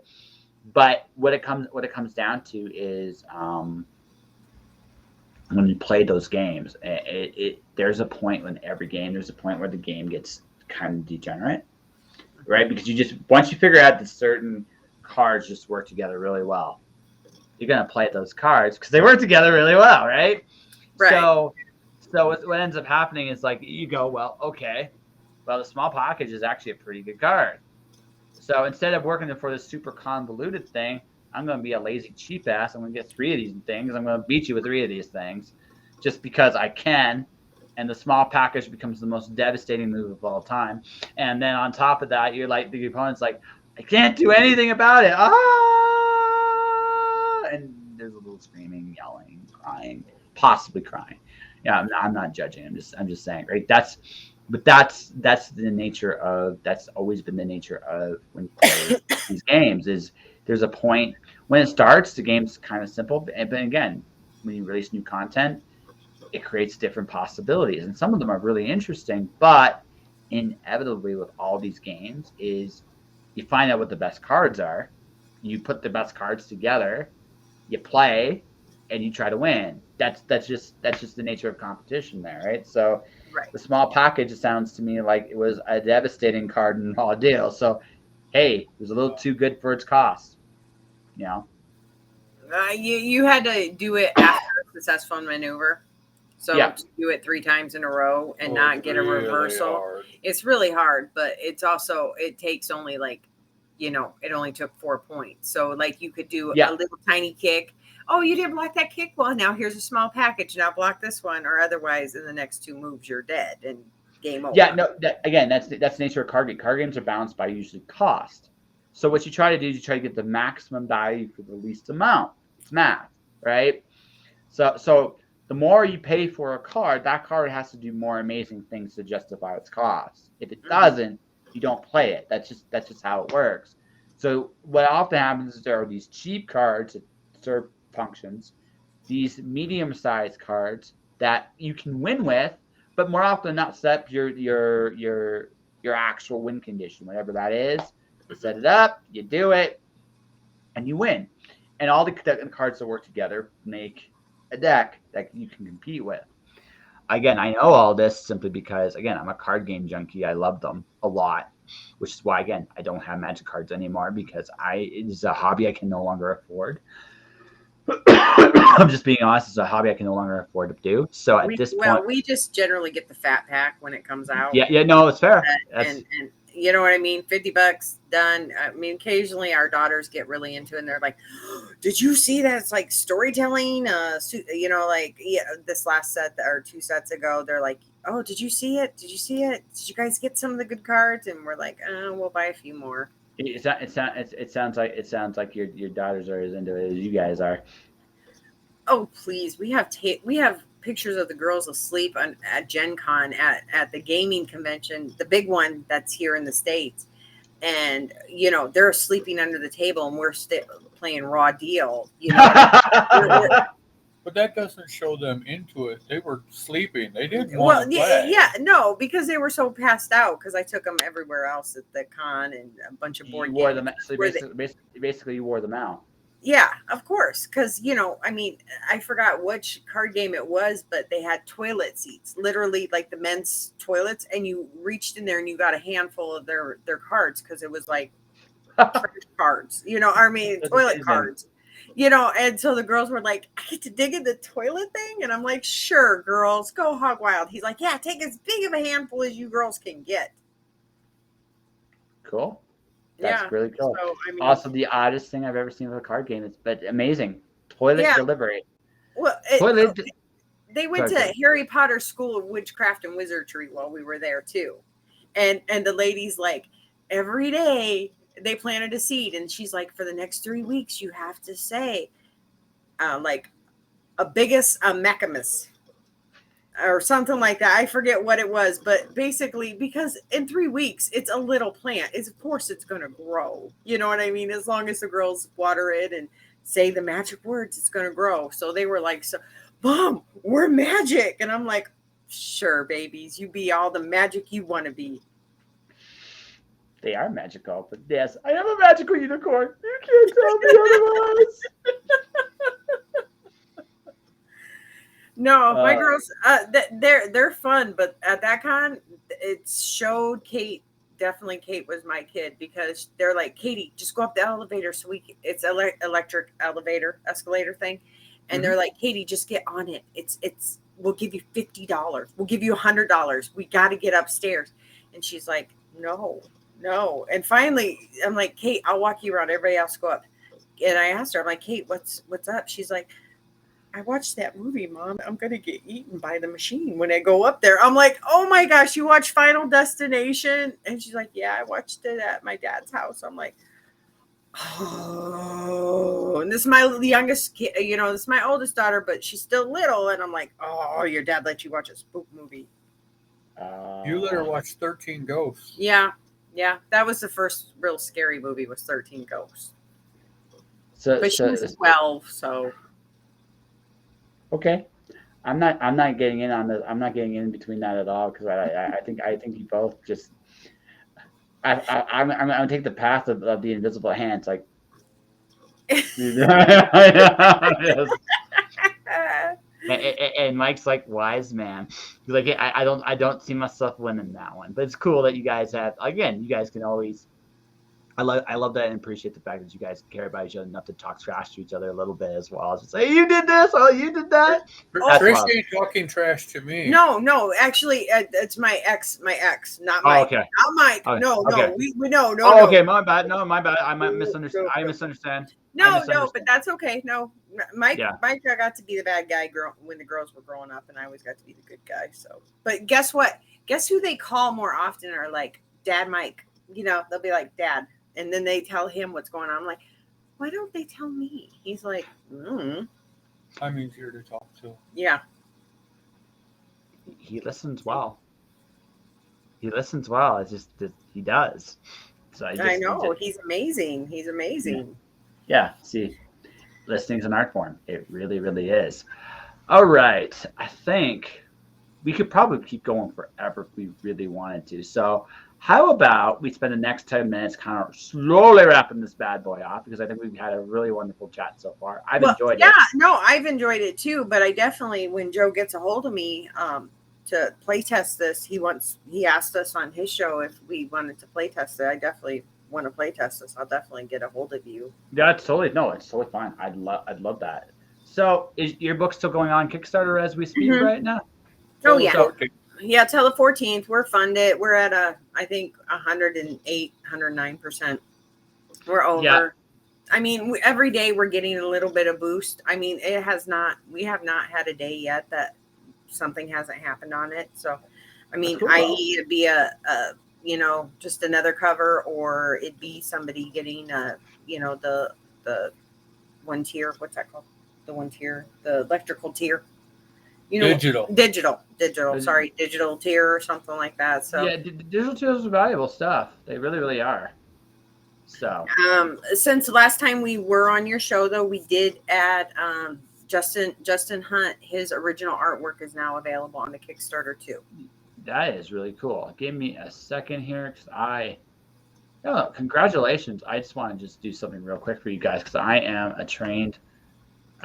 A kind of a trained professional here, or I'm trying to be a trained professional here. Let's give this a bad boy. No, not that button. This button. Yay! We're gonna. Woo! That is yours, if I'm not mistaken. Yes, that is us. That is yours. Mm-hmm. So, ladies and gentlemen, this is Brinkenfest Want to Have Fun. So now I have the song "Girls Just Want to Have Fun" in my head. Look at the A cover. That's the homage to Cyndi Lauper. Yes. Girls just want to have... it's in my head now. Dang it. Well, you can have She-Bop too. Because that has the wrestlers in it. That video has the wrestlers in it. Okay. But I'm just looking... Captain Lou's after her, for being a bad daughter.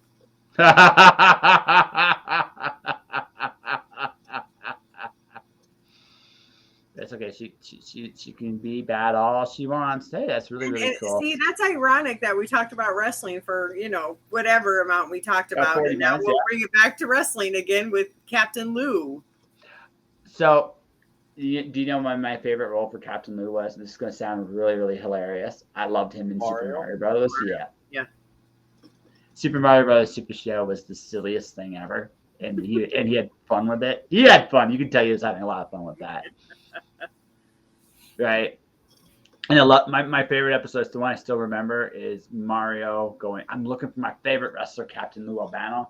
And so they obviously, since he plays Lou Albano, it's like, well, how are they going to pull this off? So Mario disappears and Lou comes into the scene. And it's just like,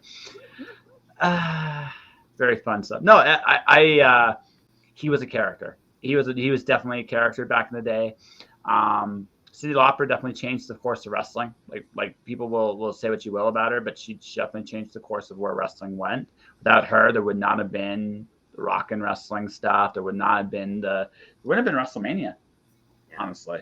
So the really cool thing is next month here in our town, we don't have an itty bitty town, but it's kind of small.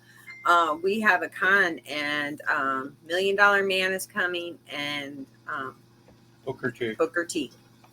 And usually we have, because it's only like 200 people go to this. So like a lot of times, a lot of these kids are just going to see like the voice actors. You know what I mean?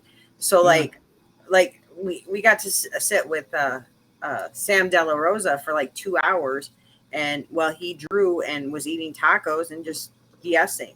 So I'm hoping, I'm knocking on wood that, Booker T and $1 Million Man don't have anybody around them for a few hours, and we can just sit and hang out. Do you want to know how that happens? You don't tell anybody. You don't bring it up on broadcast.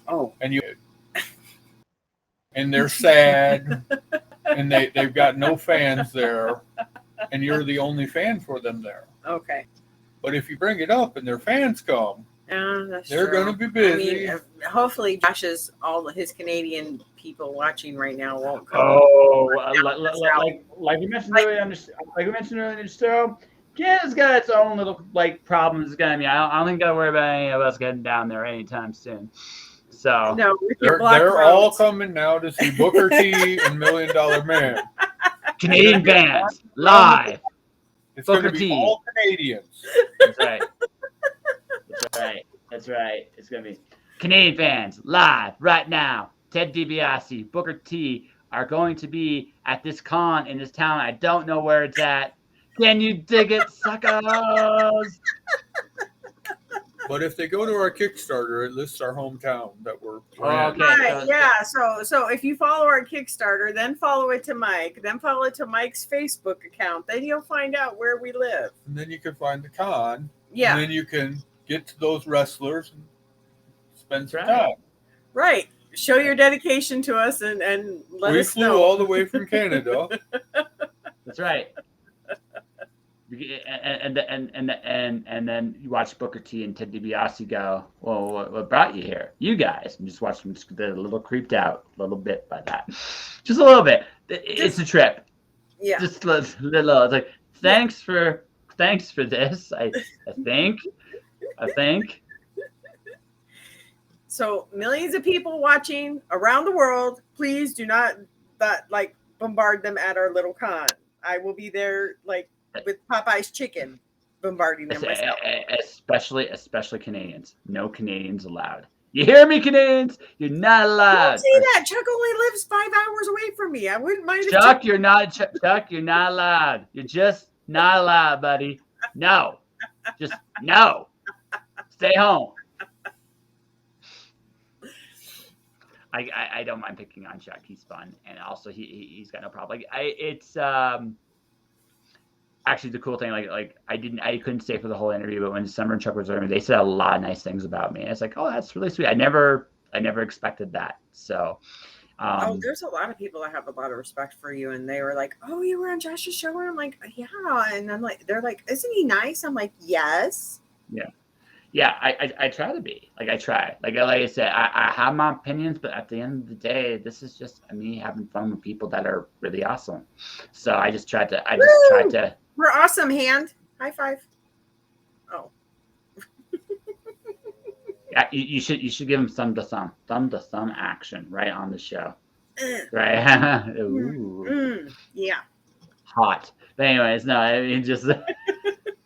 No, it's just like you just try to for me personally, it's just like this. I appreciate the fact that anyone wants to come on the show. I've done this for a while. I know people respect that, but I'm still always humbled by it. I'm just seriously, I'm a dude with a big ass mouth. I'm good at it, but I have a big ass mouth, right? So that's why I have a big mouth too, but I like just hanging out. And that's why Mike is like, let Trish go on the show. She likes to talk and hang out because I do. Yes, I can promote the book just as well as let's talk about what else is going on, because everybody knows I have a book. We have a book. We have amazing, yes. But you know what I mean? Let's get to know us, and why we're on this adventure and in our thoughts and our opinions, that we just didn't make a sexy book to make money. No, it was Mike's dream. Most of the show has been about how much you hate Brock Lesnar. Yes. I would say about a third of the show, Mike. A third of the show. I think the majority of this show has been your hatred of Brock Lesnar. Well, you should tell Josh about our 10 list and who's always number one on my hated list when we used to do the list. That was X-Pac. Yes, back in the day, let me tell you, we used to make this list every week. You know, after they wrestled and stuff like that. Who was? Wait. Back in the day, I should at least sort of be here. Okay. Back in the day, I had a friend that was in prison. So I wrote him several times every week because that's a nice thing. I mean, it breaks up their monotony. And one of the big things we talked about when I wrote him was wrestling, because wrestling was every week, multiple shows. I wrote him all the results and stuff. And, you know, I wanted him to know what me and Trish thought of stuff. So every week, me and Trish made lists of our 10 favorite wrestlers and our 10 wrestlers we hated. And this was just good stuff for making that envelope thicker. Absolutely. And I'm sure whoever that was enjoyed that, because it just was, it broke the monotony. Oh, yeah. But also it showed that you guys cared. Sometimes, like I said, when you know, we mentioned this earlier, and I'm just going to reiterate this. Someone that actually spent time in prison, a lot of people judge you based on that, right? The fact is, you treat them like a human being, and that goes a long way, man, in this world. It really does. So, anyway, the people you hated and the people you loved. Well, Trish was fairly consistent. I mean, Trish likes wrestlers and dislikes wrestlers, and that usually changes very little. Like, when I was making lists, I kind of based it on what happened that week in wrestling. Like, you know, what did I think of wrestlers? But Trish could have wrestlers that hadn't even wrestled for a month on them. Taker would always be number 1 or 2, depending if it was him and Kane battling, you know, and then it was like Big Show was there too, because I always liked the big boy wrestlers, except Brock. I do not like Brock. No, you don't like the big boy wrestlers. You're not a Bobby Lashley, Brock Lesnar. Those are big muscular wrestlers. You like the big, massive wrestlers like Rikishi, Kane, Undertaker, Big Show. Those are just monster-sized wrestlers. Yes. So, I mean, your definition of big isn't... Oh, or creepy, too. I liked creepy. I liked Gangrel back in there. Somewhat, but not like Papa Shango very much. No, so Papa Shango's creepy. Creepy is creepy. So, I mean, but Bray Wyatt, you liked Bray Wyatt. I mean, yeah, I mean, you had wrestlers you liked, and being beefy was, which is good because I'm a beefy guy. So, I mean, that worked out fairly well. But it's never been like the super muscular wrestlers. I mean, that Brock Lesnar is a giant monster of a wrestler. He's a ton of, you know, strength. That's not the big that you're usually looking for. But I mean, Undertaker works out. I mean, he was in shape most of those years, but he was never 300 pounds of muscle. Right. So, but yeah, we used to write Jay all the time, and X-Pac was always on the top of my list as most hated, because I was even when he didn't wrestle. Right. Because I'm like, you know, I mean, and those are Mike's guys too. Like DX, that was Mike's guys. You know, Mike liked Shawn and Taker. To be fair, although Hunter, sorry. Yeah, Shawn and Hunter were always on top of my list, more or less. But I mean, it changed a lot. But X-Pac was just a wrestler to me. I mean, he wasn't. But he never deserved to be part of DX. No. He did. He definitely did. He brought something to DX. Every bit of DX was making DX what it was. You don't want to have a group that is nothing but monsters that cannot lose, because people get resentful of them. X-Pac could be beat. I mean, if you wanted to beat a member of D-Generation X, you might be able to squeeze in there and beat X-Pac. Odds of you squeezing in there and taking the world title off of Shawn, kind of low. But getting a win against X-Pac, that might be in your realm of possibility. Thoughts on that, Josh? Did D-Generation X need X-Pac as part of their crew? On the beginning, yes. In the beginning, yes, they did. He was the first really big jump from WCW back to WWF. He wasn't the last, but he was the first. And he was important because he set up the tone, and they had a big star in Austin, but they needed people to actually work with him. And this was the step to actually have. It gave credibility to Hunter. It gave credit, and then we put the Outlaws with him too. It gave credibility to Hunter. It gave them something to build up. So I would say I liked everything he did up until the end of the Kane X-Pac friendship. I thought that stuff was fun too. After that, when he became X Factor with what's their names, that I was done with him.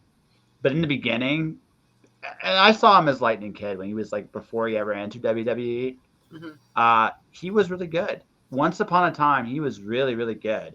So it was one of those things where I look back at him and I go, I feel his impact, especially at the beginning of when they reformed DX under Hunter, was important. I don't think that DX would have been as good without him. I guarantee you they wouldn't have been. But he did have this ability just to piss people off just by being himself. It was his skill. I don't know why exactly he rubbed people the right way, but he did.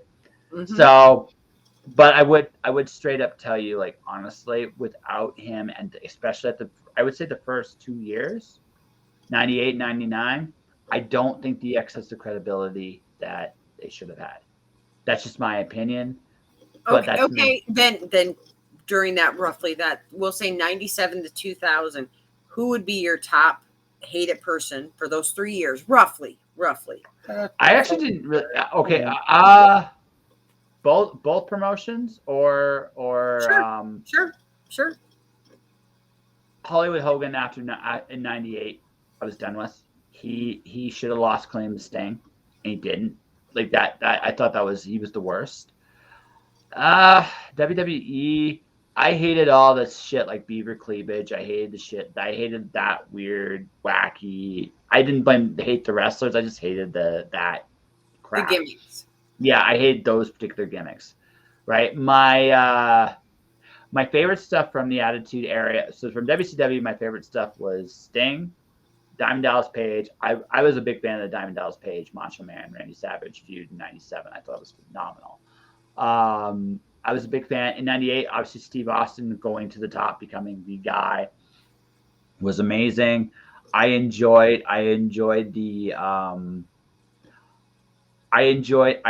that run. I would also say Shawn Michaels in 97 was a prick. After Bret Hart got screwed, I was not a big fan of him in that era. After he came back in 2003, I think it was, I liked that guy better for the most part. But the thing about that, like, hate, I have to say Hogan, Nash, breaking Goldberg's sweet. He should not have been that guy. Josh, you're killing me here, Smalls. You're killing me. No, I'm not. I'm just telling you, like there was most of the stuff I disliked. Also, I honestly, yeah, I'm gonna say this. This might be a controversial take. I was a big fan of the NWO in 96, 97. I was not a fan of the NWO in 98 and beyond. I thought when Sting was supposed to be Hogan, that should have been it for the NWO. I thought it was a great run up until that point. I think or at least you had to retool the NWO at that point. And I thought that the NWO in 1998 was more of a poison on camera for WCW than anything else. My favorite thing in WCW in 1998 was Chris Jericho and Dean Malenko. That was my favorite feud of 1998. Easy. It was so good. In WWE, I love Steve Austin's rise to the top. I actually really enjoyed his matches with Dude Love. I think they're underrated. I wasn't as crazy about the first Steve Austin Undertaker match. I just thought the build was they really stretched that, and I don't know if that's really cool. But I really did like Undertaker and Kane as a team after that. That was cool. So I would say I did, like I said, I hated the stupid gimmicks in WWE, but I would put that like numbers 3, 4, 5. If I had to go like the worst two things, I really thought Hulk Hogan and Nash in 1998. Oh, and Warrior. I Hogan Warrior match in Halloween Havoc is 20 minutes of my life I will never get back. Ever. It was bad. It was bad. I don't know if you've ever got the chance to meet DDP in real life. He is I have not. Super, super nice guy. Super amazing. Yeah. When we were playing Raw Deal, we went out to San Diego to the con out there, and we got to meet him and his manager wife. What I don't know what her name was. I forget what her name was, but she was really nice too. And they came and they talked to us. They were super sweet. And Mick is so amazing. I mean, he's just a general sweetheart. So, like, if you ever have a chance to meet either one of those, they're the only wrestler I had a chance to meet in person, I got to meet Jake the Snake. So I got to meet Jake the Snake Roberts. So my Phoenix Comic Con, I was in this aisle. He was not like, this was an amazing aisle. This is when 3D printers were just becoming a thing. That was to the left. I had an amazing artist to the right of me. Down the thing, Jake was promoting a movie. So it was just like one of those things where it's just like, I'm in a really, what the fuck am I doing here? I'm in this aisle. How did this happen? Right. And that's the thing. And I looked at that and just like, that's really cool. That was a really cool moment. Jake is actually a bit shy, but he's a nice guy. He's a nice guy, but he's a bit shy in public. I'm sure in a different environment, he seems like a really cool guy. He seems like he's gotten his life finally together, which is awesome. But it's just like one of those things, like that's who I've met. Of the wrestlers I grew up with, I would love to meet. I'm honestly a big fan. I'd love to meet DDP. I would also love to have an interview on the show. Why the fuck not? I look at it like, if I look at wrestlers today, I really would love to meet. I would love to meet. I'd love to meet Sting. Still a big fan of him. I think that'd be really cool. I'm a big Christian Cage fan. I think Captain Charisma's the shit. And I'd love to meet somebody from the current era. I really, really enjoy. I wouldn't mind meeting either John Moxley or Hangman Page. I wouldn't mind meeting either one of those guys. I think they'd be cool. Our friend Mike goes on the cruises all the time. The Chris Jericho cruises. I don't know if you've ever heard of them. I have, yeah. Yeah, and he goes every year. Him and his wife, they go every year, and they said like they've never had a bad time at all, and the people are so nice there and stuff like that. And it's always 80s hair bands that are playing there too, because it's Chris Jericho. You know what I mean? Well, if you're gonna like, Fozzy is basically a homage to 80s bands. They're a little more modern, but they're not. They're like that. They're 80s hair bands, man. They got there's definitely an 80s hair vibe to them. I actually just interviewed a metal band yesterday. That was fucking sweet, which was a Moth from Finland. That was really cool. I mean, again, just one of those like little like humble brags, in the sense like I get to meet these amazing people all the time, and I'm definitely humbled by that. But yeah, no, like most people, you go out there, whatever they believe, whatever they say, whatever. Most people at the end of the day, if you take the time to actually talk to them, are decent human beings. They just are.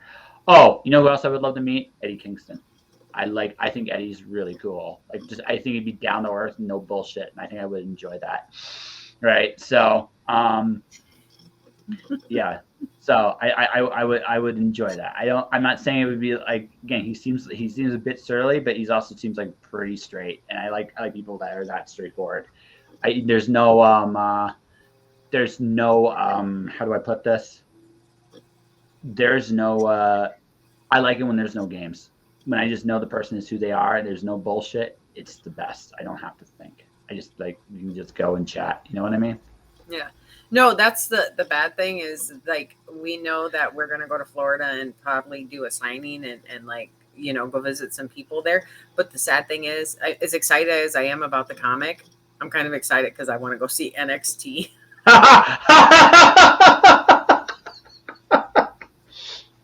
Your real motive is that bad, or is that no? It's not. Like, yes, I'd love people to have our comics. Yes, but personal life, you want to see NXT and go enjoy yourselves. This isn't a wrestling. This isn't a wrestling. This actually ties back to my geeky card game habit, but this ended up me forfeiting a tournament on purpose. I ended up going to this hotel. At the time, I was a huge George R.R. Martin fan, Game of Thrones. Mm-hmm. So the original guest was supposed to be Spider Robinson, who I got to meet later. Spider's awesome. And so it turns out that Spider couldn't make it, and George R.R. Martin was his replacement. When I found out that George R.R. Martin was at this show, like doing readings and stuff, this was going to happen. Like, when's he going? Like in about 20 minutes. Fuck. Okay. So I looked at my opponent. Please just beat me. I'm not going to play well. I'm not here. I want to go there. Beat me so I can actually go there. Right? So I through the tournament, like I don't know if I would have won. In all fairness, I don't know if I would have won. I would have won, but I didn't care. I wanted out of there as soon as I possibly could. So I lost on purpose. I went to the where he was reading from at the time from his next release, which was Feast for Crows, lifetime ago. So I saw that. I watched that. I did all that, and so. Yeah, I get it. Like sometimes there are things you just fangirl out for. That all said, I am going to ask this, going back full circle here, right? Are you nervous about going inside to do a signing for your books? Me? No. Not one iota. I'm like, bring it on. Ask any questions you want. I'm an open book. I mean, you know how you were talking about how you threw it. Tells you how big of a heart I have. So this little kid, his first time, his mom brings him to play Raw Deal. And like, he doesn't know what he's doing. His deck's not on together. Yep. And Brian's like, Trish, unfortunately you have to play him. And because this is, who's in charge of the tournament. And I'm like, yeah. Yeah. Random generation. Yeah, right. I get that. Right. And he's like, you're top tier, and the top has to face the bottom. And I said, I know, Brian. He's like, you're losing, aren't you, Trish? And I said, yep. Because guess what? If I show him that he can do it and show him how to do it right, these other guys are just like, bam, bam, bam, knocking him out of the way. They're not showing him how to do it. You know what I mean? And if I take the time to show him how to do it, and I lost on purpose to him. But Brian said, because he gave me because then it was Harry Potter, I think, had just come out, and it was the Goblet of Fire and Courageous Heart or something, like whatever he won it for. I forgot, Brian's like, I got like the random prize because I had he's like, that was really sweet that Trish took time out to teach him how to actually do it. So when I used to play Magic, I wasn't quite as nice as you. I would still beat them. But when it was over, when the game was over, I would show them, okay, this is what you're trying to do. This is what you're trying to. There is one matchup I should have lost. He made a critical mistake. Like it was just if he had done, he made a critical mistake. It could have happened to anybody. It really could have. Right now, again, I'm trying to beat him, so I'm not going to tell him how to fix his errors in the middle of an actual official match. But when it was over, I looked at him because I remember this. His whole thing was he plays a monster that has an ability to attack twice. So the whole deck was built around the idea that this monster, whenever it gets like a buff or of any kind, right, just get a bonus every time. It sounds like the green one. Yeah. So what the whole idea was he would attack and then he would go on a mad buffing streak. Right. So I would let him. So he went for it. He had all the pieces in place. He attacked me. I was wide open. He started to go ba ba ba ba ba ba ba ba ba. The colors he was playing. This is the important thing. The creature was white. This is Magic, so white has 5 colors. Right. One was right. Spells were red. This is important. I was playing a red-blue deck. I was playing so. I went to go. So, but as everything was about to resolve and get this massive boost and kill me, I go and I hit him with a red spell. So he has another card in his hand to counter me, and he gave. Now this was the mistake. He said protection from red. and all his boosts were red. So the moment he said that, he negated his whole stack, like all of it. So I only took like not even a fourth of the damage I should have taken. Right? He actually had won the game right there, but he made, because he said protection from red, he made all his cards invalid. So I told him, so we finished the match. I won. I looked at him and said, okay, listen, the next time you do this, right, don't say any other color. Your creature gets the bonus anyway, no matter what you play on it. So just say next time, just say any other color but red, because all your spells are red. And it just like hit him. It's like, oh, it's like, yeah, that's what you do. Like, you did the right thing. You just said the wrong thing. Right. So it was just like, I will teach people like that.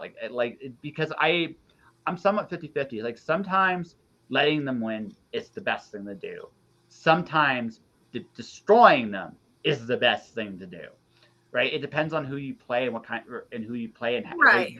Like who I was playing was this 8-year-old kid, first time in a tournament. Okay. Yeah. Then I might do the same thing. I might actually just like, right.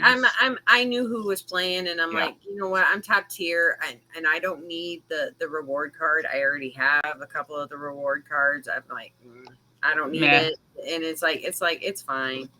But like yesterday, I was on a game show to help also promote the book, and I took second place, and she awarded, she's like, Trish, you can have $25 a gift certificate to the store or whatever you want, because it was for comic shopping network, and I was on the experience, and I told Miss Jen, I was like, you know what, why don't you donate it to charity that you guys down at the thing?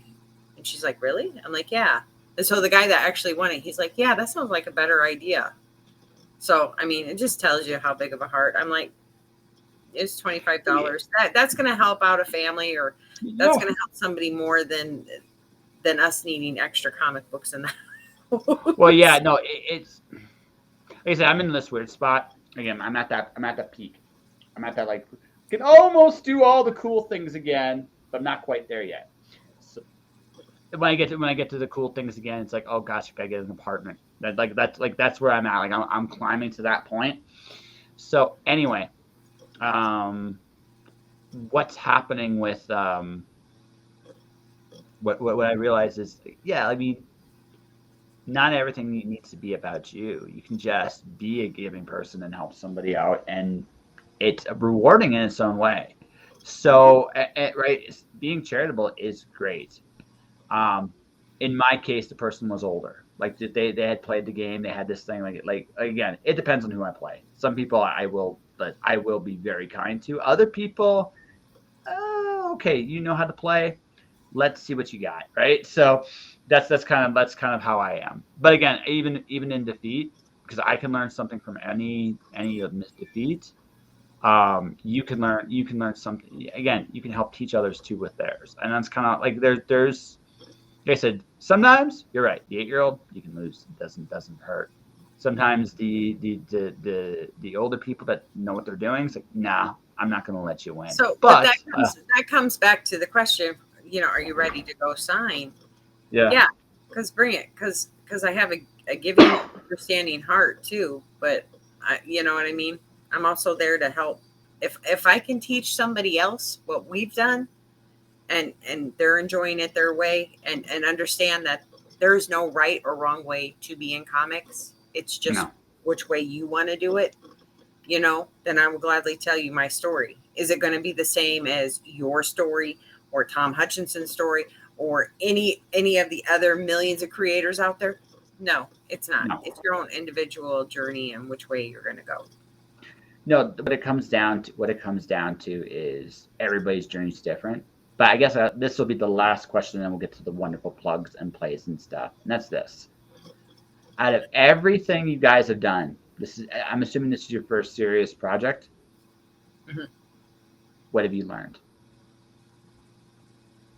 Patience, because I always want, I want my art faster. And I'm like, because I'm like, people have lives too, and I'm like, yes, I commissioned you for these, and oh shoot, things came up, and I am an understanding person, but also I'm like, where's the art? So patience, I definitely have learned more of. Mr. Invisible Hand, how about you? What have you learned? To be careful of Trish. Okay. That seems like a good life lesson. No, because when we started this out, I wanted like 1,000 stretch goals. You know what I mean? And I wanted 70 covers, and then I realized I don't need 70 covers. Well, I need you a could few. have 70 covers, and it's okay. But you're going to pay for 70 covers, and you're not going to sell 70 covers. No. So I mean, you could have 70 pieces of art made up for my girls, and I'm excited. That's awesome. But you're basically just giving that money away. Right. So yeah, I try to pull you back a bit because I mean you want to find the balance. That's why Mike is like careful of Trish, because I want to give the readers more, whatever as backers, because we started out as backers. Whatever we didn't get, or we weren't excited, I'm like, well, why didn't they put that in there? Why didn't they do this? Or why didn't they have that artist? I did all those things that I wanted to do. Like for 2 years, we listened to all these comic book creators talk about, oh, I can't wait to get scratch and sniff bra and panty stickers. Well, guess what? I went out and I did it. I did it.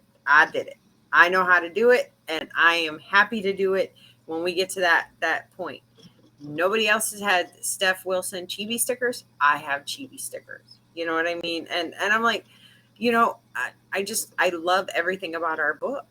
And it's those things, those small little things. Nobody's done that. I wanted to do that. I wanted to do this, and that's what I did. I made our book the best I could. Which is what you want to do. That's what I want to do. That's the important thing at the end of the day. So I guess I'll ask one last bonus question then, and then we'll get to the plugging. And that's this. Are you happy with what you made?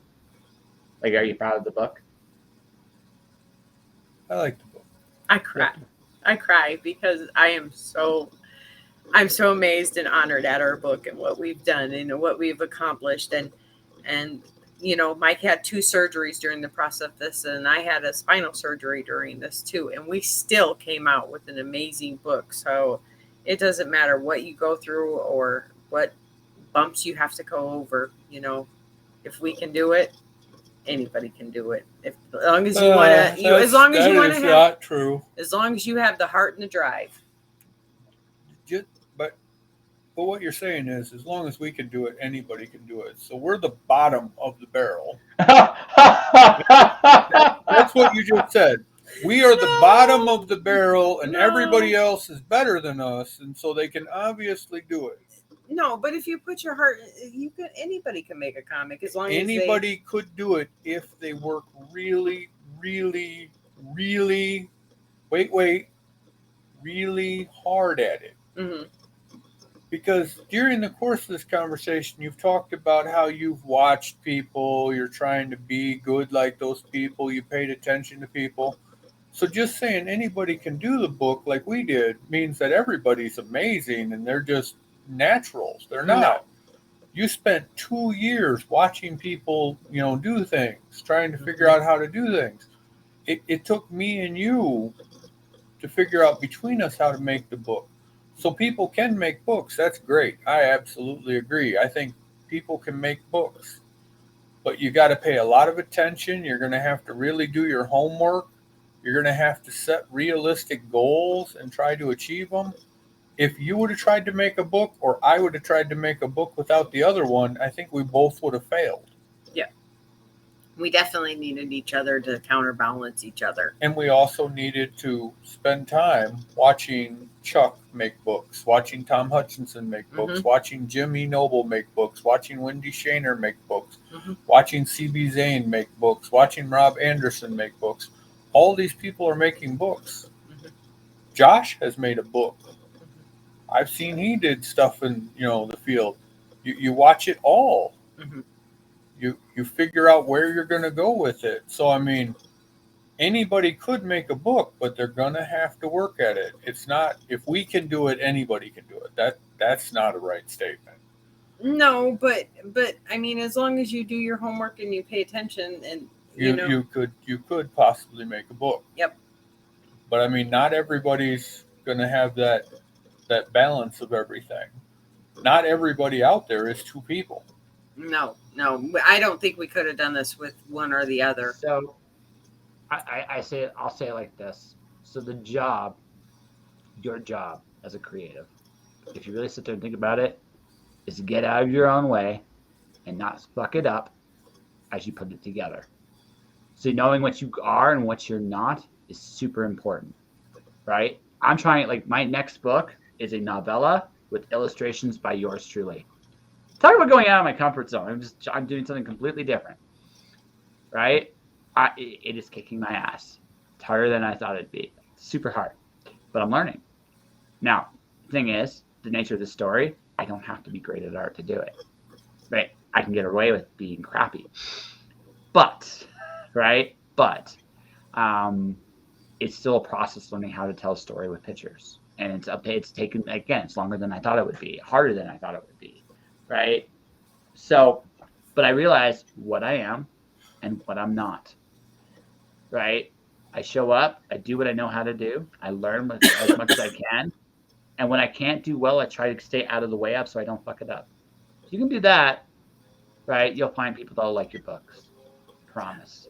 And also, if you find an amazing editor that knows a lot of stuff, listen to them, listen to their opinions, listen to everything they got to say, because like Chuck is the man, and I am so grateful for him too. Yeah, okay. But you got to stop. As long as you find an amazing editor, listen to him. As long as you find an amazing artist, listen to him. As long as you find an amazing colorist, listen to him. As long as you find an amazing letterer, listen to him. As long as you find an amazing person that does Kickstarter goals, listen to her. As long as you find amazing cover artists, and we could do this one multiple times, listen to them. I mean, anybody you find that is amazing, you should probably pay attention to. That's Zeroing true. One out above the others, no. You're right. They all helped us a lot. Now, Chuck was amazing. Yes. Chuck did a lot for us. But, I mean, everybody involved in this project helped us in some way. That's true. Now that we're in the final leg of the project, as long as you find amazing podcasters that want to let you on their show, listen to them. Interact with them. I mean, we've had lots of good shows. Now, I'm going to say that we've been on here for at least 4 minutes. Only 4 minutes, Josh. And we probably talked about the book, not a whole lot, but, we did mention it here and there. Right. But we talked about lots of stuff. We had a ton of fun. Mm-hmm. And every podcast is different. Your hatred of Brock Lesnar is now legendary throughout internet land today. Well, all to the Canadian people that are coming to the con at our house or in our neighborhood. Well, I'm hoping they show up with signs of "I love $1 Million Man. Brock didn't deserve to win." Yes. It's phenomenal. But yes, because the nature of this show is get to know the people behind them. For example, I just learned something about Mr. Mike, and that's this. He actually is a great speaker, Trish. The thing about him, though, is he said he prefers to listen. It's just a preference. Like I said, he's got an inner bullshit meter that's always going to go off. But you find something he's genuinely passionate about. He just talked about the importance of working with great people. He cares about that a lot. Mm-hmm. He talked more there than you did. So that it tells you that when he's passionate, right, he will talk. And he's again, not shy to say whatever's on his mind. But no, he's not. But here's the thing, for the most part, he doesn't give a shit. And that's a great quality to have in its own right. So he'll just live and let live until you talk about something he really cares about. And then he's right there. Did I get you right there, Mr. Mike, or am I just on something? Sweet. So, on that note, I think it's time we promote your Kickstarter and wrap this up because, again, I do enjoy talking to you both. You are welcome to come back anytime you'd like. We can talk about your epic hatred of X-Pac in great detail in the next time you come on the show. But for now, you got your Kickstarter coming up, so how can people find you? Go ahead. Well, you can find us on Kickstarter at Brink and Fetch, Wanna Have Fun, or you can find Mike and me on Facebook under Michael James Bengtson or Trish Bengtson. We're always there. Our Kickstarter is going until February 14th, which is one of our girls' birthdays. So please just look us up or look at the Kickstarter. All right. Just give me a second here. I'm not asking because I can't spell, but because there's just different ways. So just Mike or Michael James? Mike James. All right. Again, trained. Find Trish, and then you'll find me. Yep. Oh, I've done that too. I'm just going like that. Because I'm a trained mother fucking professional. So we're older. I mean, we do have the Twitter accounts and the Instagrams, but really we're just that's cool. Our Facebook. Oh, I love Instagram. I go on there and I look at art. I post my art on Instagram all the time. I'm posting another one tonight. It's my attempt at doing Ryu. So from Street Fighter, it is the great. So little thing. I used to always think when he used to do the fireball when he back in the old game where it first came out, it would be Hadouken, but it also kind of sounded like bullshit when I was a kid. It was a little messed up in the head. Like I said, openly crazy, ladies and gentlemen. All right, guys, that will do it for this show. I want to thank Mike and Trish for coming on. Like I said, I'm going to do this one last time. Here's their Kickstarter. Go check it out. Support the book. It's a fun, nasty, hot girls horror, funny book. Yes. Definitely check it. It's a little bit of everything. Yeah. It is, and the book is done. We just have one cover, which is one of the special covers you can be drawn on. That'll be done within the month, and then off to the printers. Which our printer does not have an issue with anything. We've been on the phone, through text messages with our printer. There's no issues whatsoever of getting our books. I actually want to take videos of it coming off the machine and putting it in the book, and because it's local to us. You should. That's really cool.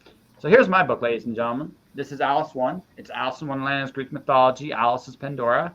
Alice chases the Queen of Hearts over the edge of the world and ends up in the Greek underworld, where to escape, she must play Jason of the Argonauts a game of croquet. In this labyrinth of the undead, Alice and company encounter gods, monsters, and perhaps the most terrifying thing of all, themselves. Alice 1, available now on Amazon, digital release only. As far as the physical copy, that will be coming in Kickstarter down the road. Lastly, but not least, for the final time, I want to thank Nerwell Publishing for being a wondrous sponsor for this month. You can go to their website right now. If you go on their website, there's an anthology called Far, Far Away. The code is Joshing. But Joshing, get 20% off the book. Definitely go check that bad boy out. If you like this channel, like and follow this channel. That will do it this week for the show. So this is what's going to happen next week. I have Declan Finn on the 7th. I have no episode on the 8th because I'm being interviewed on another show. Then Gregory Phillips. Well, where are you going to be? I'm going to be interviewed by Miss Maddie DeGraff, the chapter goddess. She and I she's been on my show. She's returning the favor. Her name is actually Madeline Dale. She is a romance author / fiction author. Really cool. I'm going to look forward to that show. Wednesday, I got Gregory Phillips. Thursday, I'm going to be drawing. Tim Meteoriter's going to be doing figures. We're going to have a fun little time. And then Friday, my co-host on my other show, Stero Stopcheck, might actually be becoming my boss. There's a chance on this, actually a bit of a little chance on that. We'll be talking about that. She works with me nonstop, folks. So she gets to get all the gory details about me. That'll be this week coming up. So 4 shows next week, 4 really fun shows. Definitely check them out. Stay inspired. Keep shining in the dark. Have a great weekend. Have yourself some fun, or stay out of trouble, or don't get caught. Whatever you subscribe to, ladies and gentlemen. Have yourselves a great night. Mike and Trish, thanks very much. Take care, everybody.